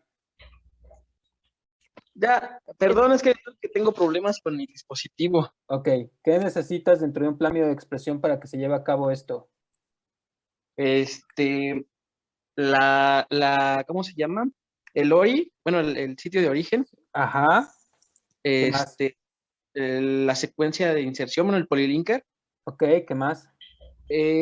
Los cassettes de resistencia a antibióticos. Ok, y lo más importante en un vector de expresión. El origen de replicación. No. El promotor. Promotor operador. La región promotora. Si en su examen le ponen esto de no tiene promotor, ya tienen un tache desde un inicio. Deben de ser muy cuidadosos en su examen, qué es lo que están poniendo, porque ya a estas alturas no puedo evitar o no puedo dejar errores de que no ponen promotores, o si es un sistema eucarionte o ponen un promotor de T7. No, si es un sistema eucarionte, ¿qué promotor vamos a ocupar, chicos? Brian, promotor eucariótico. No me lo sé, profe. Muy mal. Nancy. Chicos, el ¿Qué examen promotor? es el lunes. Ajá, eucariótico. ¿Podría ser el de metalotionina? Ok, es un sistema inducible, pero el más fácil, citomegalovirus, no los olviden. Ajá, CMV, exacto. Generalmente son promotores virales. Para eucariontes, CMV, para bacterias, T7, del bacteriófago. Ok, entonces ya tienen este sistema que expresa su proteína de interés, negra y roja, y ahora pues lo único que tienen que hacer, pues es todo esto, que ya lo vimos. Ustedes tienen su mezcla de proteínas, ocupan el anticuerpo, por ejemplo, el antiflag, para finalmente inmunoprecipitar. Ustedes tienen este complejo que reconoce la proteína negra por el flag y se une a la proteína naranja, y acaban a unir la proteína G con la cefarosa, generan este complejo más pesado, centrifugan, después de que centrifugaron y se quedan con el pellet, eliminan el sobrenadante donde están todas las proteínas que no les interesa, y finalmente van a desnaturalizar con beta-mercapto, con temperatura para desnaturalizar todo este complejo, y finalmente quedarse con solamente las proteínas. Hacen una electroforesis en condiciones reductoras, desnaturalizantes, y hacen un Western blot, que finalmente, ¿qué anticuerpo van a ocupar en este caso? Pues el anticuerpo que reconoce la proteína naranja, que en este caso es el anti-GFP. Entonces, ya una vez que ponen el secundario y hacen su reacción para ver la quimioluminiscencia, si ustedes detectan pues la señal para la proteína naranja, que va fusionada con la proteína GFP, pues efectivamente hay que... ¿Cuál es la conclusión, Emiliano? Hay interacción entre las proteínas. Exacto, hay interacción entre las dos proteínas. Sí, chicos, ¿vieron cómo utilizando biología molecular no necesitaban el desarrollo o los anticuerpos específicos? Sí. Muy bien. ¿Sí?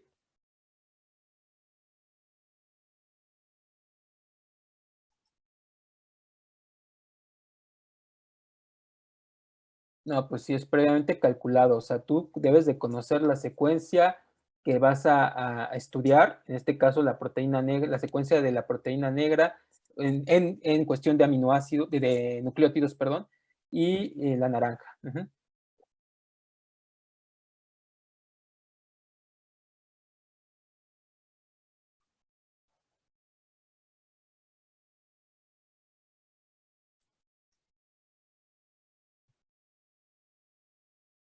Que no interaccione. Podría ser, no sé si, generalmente para evitar eso, recuerden que los tags, las banderas, se meten en la región amino o la región carboxilo de las proteínas. Generalmente las interacciones no se dan por esas regiones, es más interacciones internas o dentro de las proteínas. Entonces, normalmente no hay impedimento estérico entre los tags y la proteína de interés. Entonces, realmente el generar una interacción inespecífica o que exista un error o algo así es muy bajo. Ok. ¿Los demás chicos tienen dudas, preguntas? Profe, ¿y entonces cómo se llama? Este sería igual el Es nombre. un método de coinmunoprecipitación. Si yo en el examen les digo, ustedes tienen la tarea de evaluar si la proteína de actina interacciona con la proteína beta mieloide, por decir algo. Sin embargo, hasta el momento no se han desarrollado anticuerpos específicos para estas proteínas. ¿Qué método de purificación harían? Y desarrolle todo eso, ¿no? ¿Qué es lo que van a hacer? Pues obviamente este proceso. Este proceso que está aquí.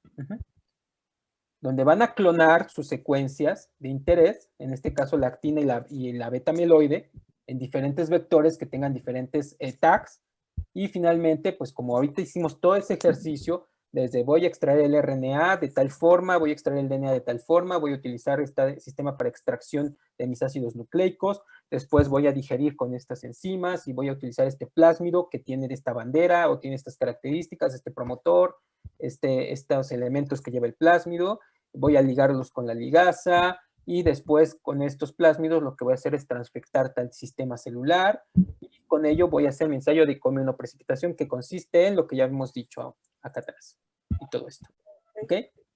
¿Sí, chicos? Sí, profesor. Entonces tienen que leer detalladamente lo que se está pidiendo en cada pregunta, porque si no, no. ¿Ok? ¿Profe, este se llama método coinmunoprecipitación? No. Ajá, inmunoprecipitación. ¿Sí? Inmunoprecipitación. ¿Sí, chicos?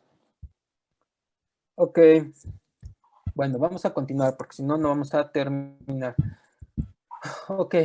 El siguiente método es el que les comento que se ocupan fluorocromos. Y se llama como transferencia de energía de resonancia de Foster o FRET. Este método, que les quede claro, no nos dice 100% si una proteína interacciona con otra. Esta nos habla de si hay una proximidad muy cercana de dos proteínas.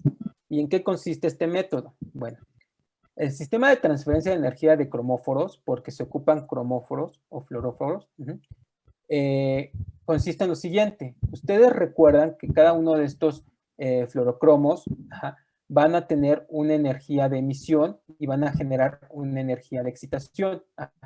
Ustedes van a finalmente dar una absorbancia, por ejemplo, en este caso que vemos acá, de 405, para que finalmente este fluorocromo excite otra energía. Y esta energía, interesante, es que puede emitir o excitar al siguiente fluorocromo. ¿Sí, chicos? Más o menos les quedó claro esto, cómo se transfiere la energía. A partir de la excitación de uno, van a emitir otra y este a su vez va a excitar al siguiente fluorocromo. ¿Sí, chicos? ¿Sí, chicos? Sí, profesor. Ok. Sí, profesor. Sí, profe. Okay. Entonces, aquí lo que necesitan en esta metodología es conocer, pues más o menos a qué longitud de onda emiten y se excitan los diferentes fluorocromos para poder utilizarlos. Entonces, ¿en qué consiste este método? Pues básicamente consiste en excitar un fluorocromo para que su energía de emisión excite al segundo, siempre y cuando estén en cercanía menor a 10 nanómetros. Si la distancia entre ellos es mayor a 10 nanómetros, no se va a llevar esa energía o esa transferencia de energía, ¿sí, chicos? Y por lo tanto, pues no se va a ver fluorescencia, ¿sí, chicos?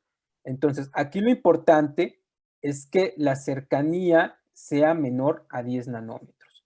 ¿Y qué vamos a hacer entonces? Pues lo que se hace es clonar nuevamente las secuencias que ustedes hipotetizan que están probablemente interaccionando.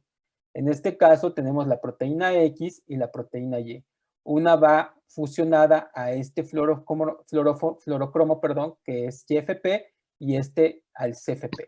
Entonces, cuando ustedes tienen estos plásmidos, los van a transfectar y una vez que se producen las proteínas respectivas, si hay una interacción entre X y hay una cercanía menor a 10 nanómetros entre esta interacción, va a permitir que se genere esta transferencia de energía. Es decir, ustedes ya en un microscopio de fluorescencia van a excitar este fluorocromo, va a emitir fluorescencia, pero su fluorescencia va a excitar al siguiente fluorocromo y va a emitir su fluorescencia. ¿Sí, chicos? ¿Hasta aquí alguna duda?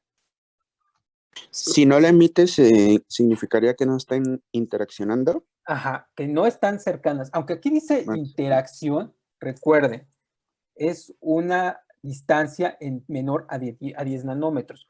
Cuando cuando esta señal está presente, nos habla de que está presente esta interacción, esta distancia. Si esta distancia existe entre estas dos proteínas, muy probablemente interaccionan, pero no te asegura que sí. Lo que tendrías que hacer para asegurar eso es este ensayo de coinmunoprecipitación o inmunoprecipitación. Pero este nos da un principio o digamos, un antecedente de que probablemente podrían interaccionar. ¿Sí, chicos? Sí, profe. Ok. Profesor, una pregunta. Y por ejemplo, yo ya vi que ambas proteínas están cerca, pero por alguna razón no existe pues una excitación de la otra, aunque estén a la distancia pues requerida. ¿Qué sucede en ese momento, profesor? O sea, tú viste que sí hay interacción, pero por ejemplo, cuando haces FRET no ves que hay interacción. Ajá, sí, exactamente. Eso es también importante. Por ejemplo, aquí muestro una otra situación. Aquí en esta hipótesis, hablamos de que una proteína viral de hepatitis C, conocida como P7, podría interaccionar con otra proteína viral conocida como NC2.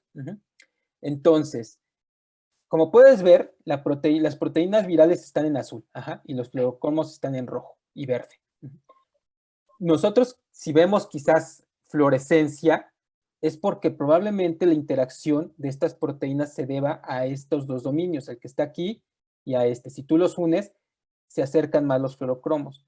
Pero ¿qué tal si la interacción de la proteína va a ir hacia esta región globular que está acá?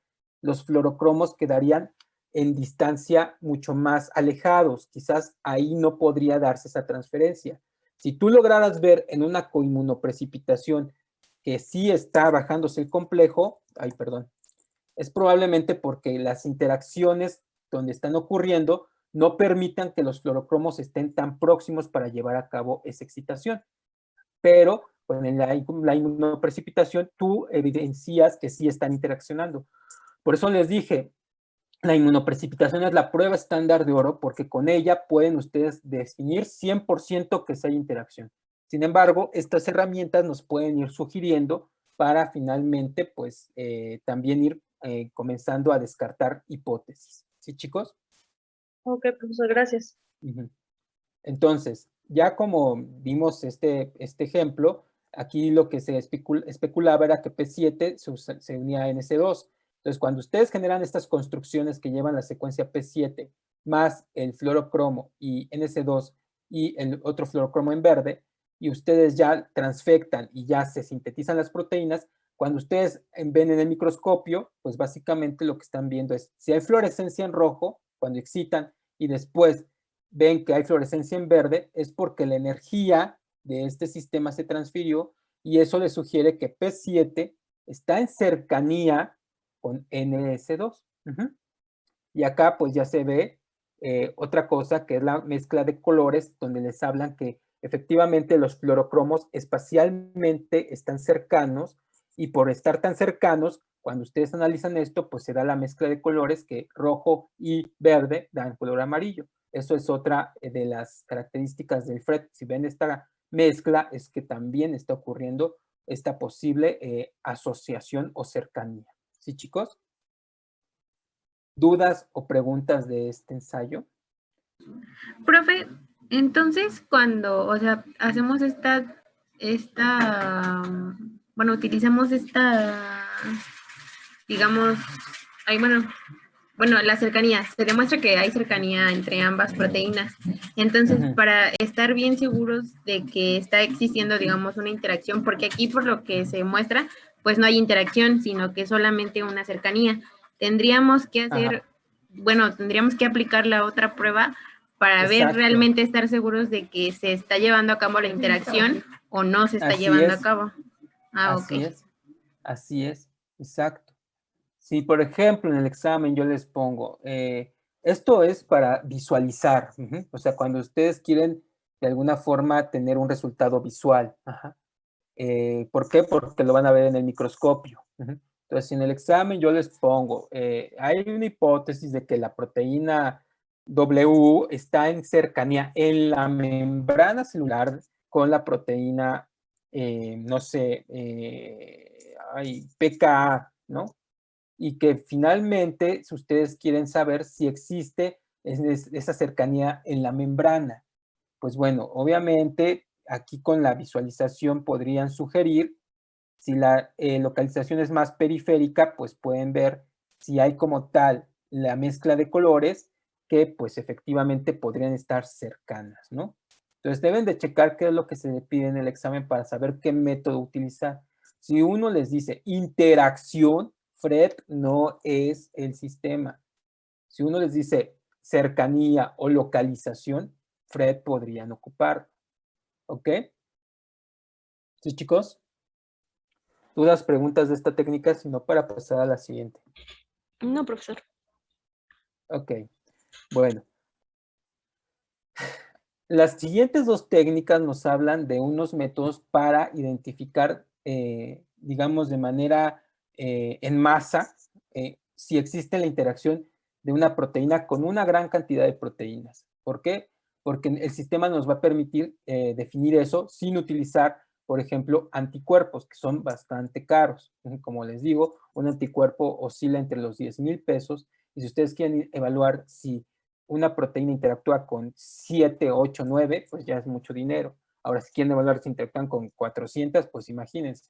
Entonces, se han desarrollado otras herramientas que nos pueden a gran escala decir si una proteína interacciona con una gran gama de proteínas. Y una de ellas es la que se conoce como phagodisplay o fake display en inglés.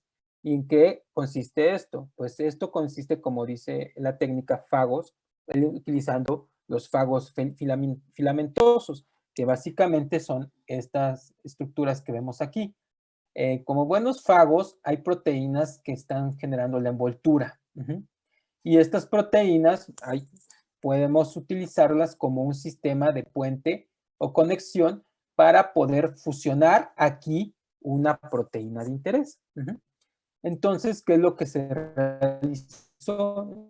Lo que hicieron los biólogos moleculares es generar plásmidos que codifiquen la secuencia para la proteína estructural P3, que está acá en color como verdecillo o como azul, y ahí ustedes pueden, los biólogos moleculares lo que hicieron fue generar un polilinker en donde van a introducir, en este caso, el polipéptido o la proteína que ustedes quieren evaluar si interacciona con muchas proteínas.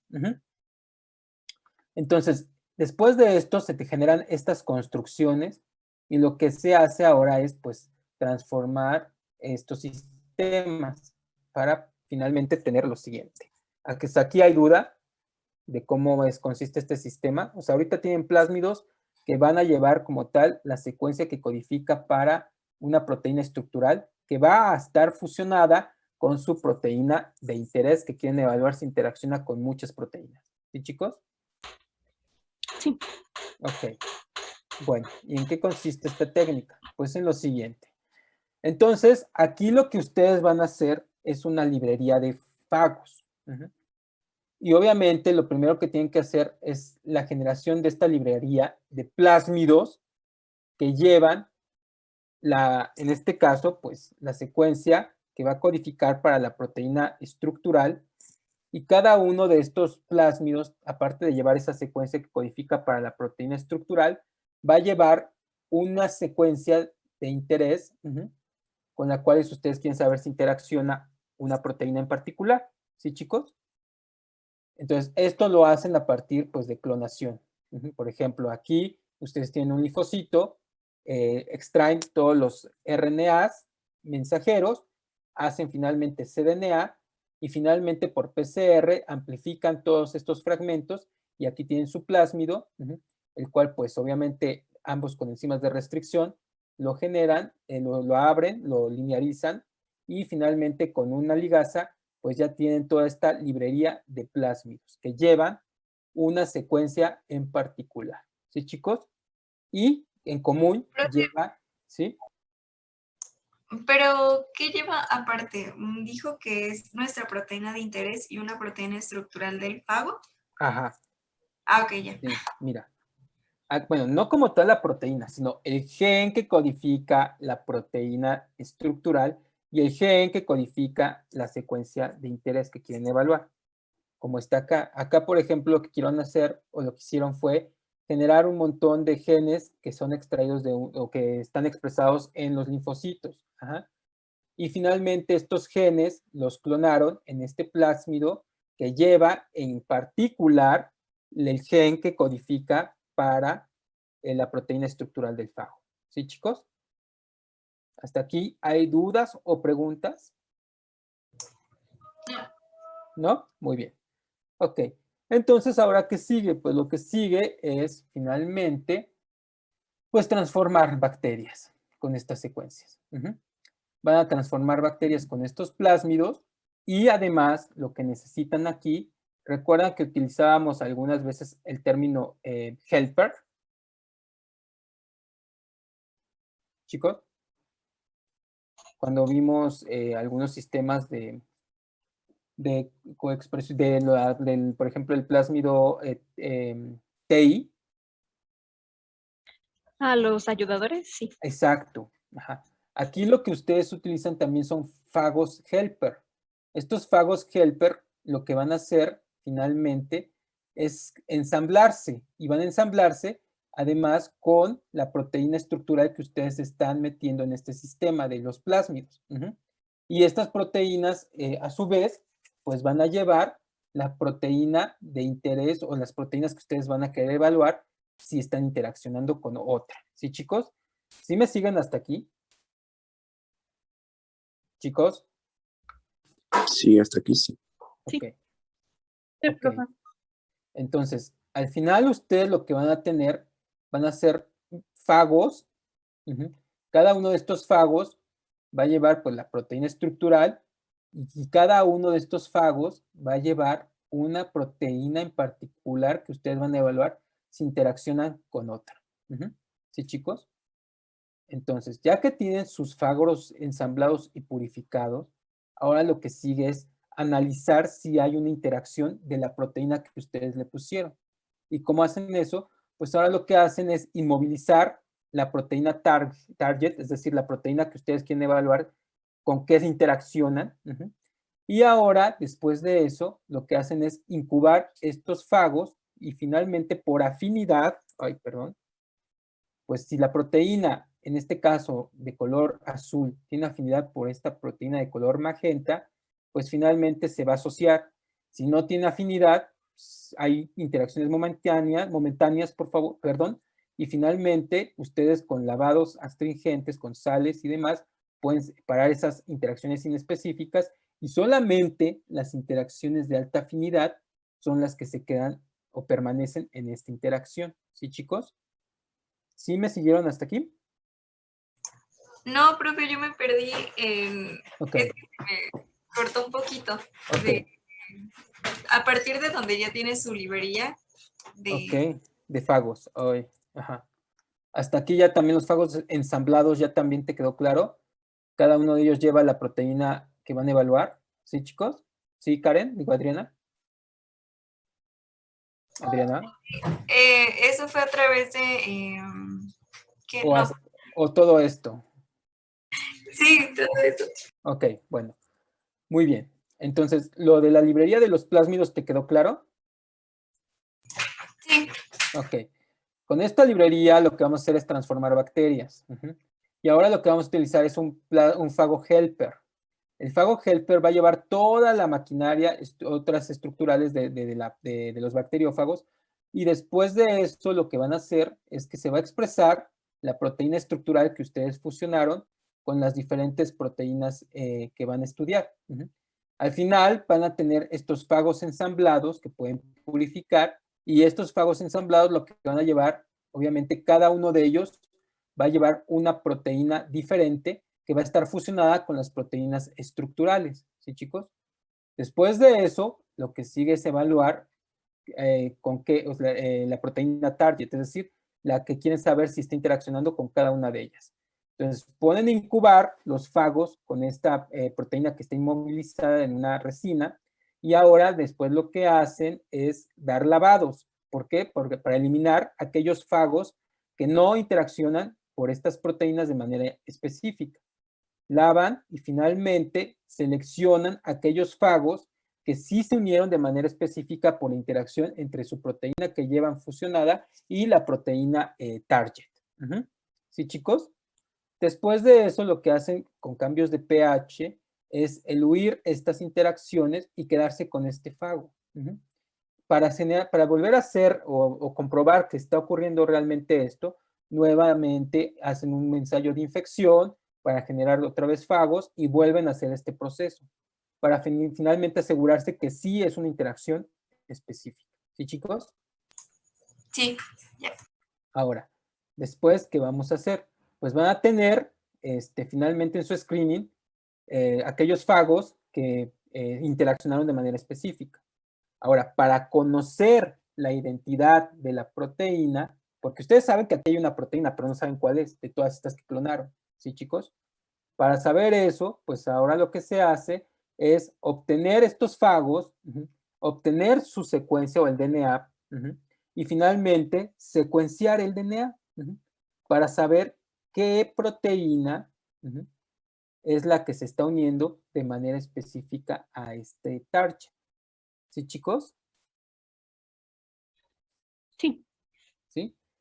¿Dudas o preguntas de este sistema? Entonces, como pueden ver, este sistema, ustedes pueden aquí detectar quizás hasta 80, 90 fagos diferentes que llevan una proteína diferente, obviamente. Y con eso saber si todas esas proteínas interaccionaron con una proteína en particular. ¿Sí, chicos? ¿Sí les quedó claro el método de Fago Display? Sí, profe. ¿Dudas, preguntas o continuamos? Todo bien, profe. Muy bien. Ok, entonces el siguiente ensayo es el ensayo de doble híbrido en levaduras. Este método también nos ayuda a identificar si un conjunto de proteínas puede interaccionar con una en particular. Entonces, es un sistema que también básicamente es mucho más económico que ocupar anticuerpos. ¿Y en qué consiste esto? Bueno, es una técnica en vivo que usa básicamente células de levaduras. Esta no requiere de altas cantidades de proteínas purificadas, porque es otra realidad que acá pues, luego se necesitan muchas proteínas purificadas para hacer esto, sobre todo el biopanil. Necesitas una gran cantidad importante de proteínas que ustedes quieren identificar y obviamente esta proteína debe estar ultra pura para poder saber que están interaccionando de manera específica con las demás. Entonces, esa es una limitante. En esta técnica del ensayo de doble híbrido, no se requiere de proteínas purificadas, ni tampoco de anticuerpos. Entonces, es otro tipo de metodología que vamos a ver. ¿En qué consiste este ensayo de doble híbrido en levaduras? Bueno, de manera natural, ¿qué es lo que ocurre a nivel transcripcional? Bueno, ustedes recuerdan que tenemos pues nuestro DNA en donde podemos tener un elemento regulador y pues su secuencia de interés o el gen de interés que puede estar regulando este elemento. Pero para que se lleve a cabo todo este proceso, ustedes requieren de proteínas adaptadoras. Básicamente factores transcripcionales que pueden tener dos dominios. Un dominio de unión al elemento operador y un dominio de activación que va a ser el que reconozca la polimerasa. Cuando se da este puente, solamente va a ocurrir la transcripción del gen de interés. ¿Sí, chicos? Esto es lo que quiero que les quede claro. Necesita el factor transcripcional, un dominio de unión al elemento respuesta o al elemento regulador y un dominio de activación que va a unirse de manera específica, en este caso a la polimerasa. Pues entonces, ¿qué pensaron los biólogos moleculares? Pues dijeron, vamos a desarrollar un método que nos ayude para evaluar la interacción proteína-proteína utilizando este sistema. Y lo que hicieron fue ahora, pues básicamente esto, utilizar un sistema de interacción en el cual ustedes, por ejemplo, lo que les interesaría saber es si la proteína negra interacciona con la proteína morada. ¿Y cómo van a hacer esto? Pues básicamente lo que hicieron ahora fue clonar en un plásmido la secuencia de unión al elemento regulador fusionado con la proteína morada. Y por otro lado, clonar la secuencia del dominio activador fusionado a la secuencia de la proteína negra. Entonces, cuando ustedes transfectan estas levaduras y ya se da este proceso, obviamente solamente va a haber expresión del gen cuando hay una interacción de estas dos proteínas. ¿Por qué? Porque va a permitir que se genere este puente que en condiciones normales estaba ocurriendo. ¿Sí lo ven aquí? Entonces, si hay una interacción, se da este puente y por lo tanto hay transcripción de un gen. ¿Y qué creen que podemos utilizar aquí para medir si hay esta interacción que acabamos de ver al principio de la clase? PCR en tiempo real. No, dije al principio de la clase, eso es el principio de la clase pasada, creo. De esta clase. ¿Qué veíamos? Ya se les olvidó, hace 2 horas vimos eso. ¿Qué vimos al inicio de la clase, chicos? Genes reporteros. Los genes reporteros, exacto. Entonces, ustedes pueden aquí meter un gen reportero y con ello saber si se está llevando a cabo esta interacción. Si hay expresión del gen reportero, entonces eso les está hablando de que la proteína negra y la proteína morada están interaccionando. ¿Por qué? Porque se generó esta conexión que permitió que se ensamblara este complejo y permitiera la transcripción del gen reportero. ¿Sí, chicos? Que básicamente representa esto que en condiciones naturales ocurre. Si ustedes no ven la expresión del gen reportero, es porque efectivamente no hay interacción. ¿Sí, chicos? Ok, sí, profesor. ¿Sí les quedó claro o podemos otra vez repetirlo? ¿Dudas, preguntas? ¿Podrías repetirlo, por favor? Ok, bueno. En este lado sí te quedó claro cómo funcionaba o también lo mencionamos otra vez. Otra vez, por Ok, favor. muy bien. Miren, entonces, en condiciones naturales, como les dije, la regulación de la expresión de genes depende de estos elementos. El factor transcripcional va a tener dos regiones, el dominio de unión al elemento de respuesta y el dominio de activación que va a reconocer o unirse a la polimerasa. Solo se va a transcribir un gen cuando se da este complejo mediante esta interacción de esto que ocurre naturalmente. Si no hay interacción o no se lleva a cabo esta unión, no va a haber transcripción. Entonces, los biólogos moleculares lo que hicieron fue separar este complejo y ahora lo que hacen es tener plásmidos que por un lado tienen el dominio activador y en ese plásmido ustedes pueden insertar la secuencia de la proteína que ustedes quieren estudiar. Y por otro lado tienen otro plásmido que tiene el dominio activador y que puede ir fusionada a la secuencia de la otra proteína que quieren estudiar si interacciona. Okay. Entonces, el sistema también utiliza genes reporteros para saber si se está expresando el gen de reportero, por ejemplo, fluorescencia, la proteína verde fluorescente o la beta-galactosidasa, ustedes pueden ver un color. Si ese color está, es porque está ocurriendo esta interacción. ¿Por qué? Por lo siguiente. Entonces, ustedes cuando ya tienen estos plásmidos y transfectan sus levaduras, básicamente cuando hay interacción es porque la proteína negra se asoció a la proteína morada y generó este puente que en condiciones normales ocurre. Si se genera este puente, puede ocurrir la transcripción del gen, que en este caso es el gen reportero, que puede ser beta-galactosidasa, la proteína verde fluorescente u otro gen reportero que hemos visto, luciferasa y demás, ¿no? En este caso, ocupa la beta-galactosidasa en el ensayo de doble híbrido de levaduras. Entonces, si ustedes ven la expresión en color azul, significa que hay interacción. Si ven la colonia o la levadura blanca, significa que no hay interacción porque no hay expresión del gen reportero. ¿Sí, chicos? Entonces, sí, Brenda, más o menos. ¿Sí fue Brenda la que preguntó? ¿Brenda? Sí. Ok. ¿Puede repetir cómo se llaman sí que sí son proteínas, ¿verdad? La BD y la AD. Ajá, son dominios. Sí es una proteína. Es esta proteína que ves aquí. Esta proteína va a tener un dominio de unión al elemento respuesta y un dominio de activación que se va a asociar a la polimerasa. Cuando tú tienes ya tu sistema de doble híbrido, la interacción va a estar mediada por las proteínas que tú quieres evaluar si interaccionan. En este caso, la morada y la negra. Si hay interacción, se genera este puente, como en este ejemplo, y por lo tanto se promueve la transcripción, en este caso, del gen reportero. ¿Sí, chicos? Sí, Brenda. Ok. ¿Alguien más? ¿Dudas? ¿Preguntas?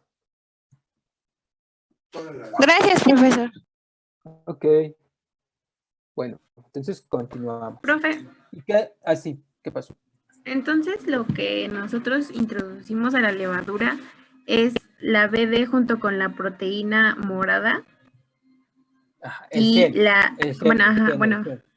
gen. El plásmido que tiene la secuencia de BD, nucleótidos, y la secuencia de nucleótidos de la proteína morada. Cuando tú transfectas esto, pues se va a expresar la proteína, pero se va a expresar esta proteína, como ya lo vemos aquí, en el dominio de unión, y la proteína morada.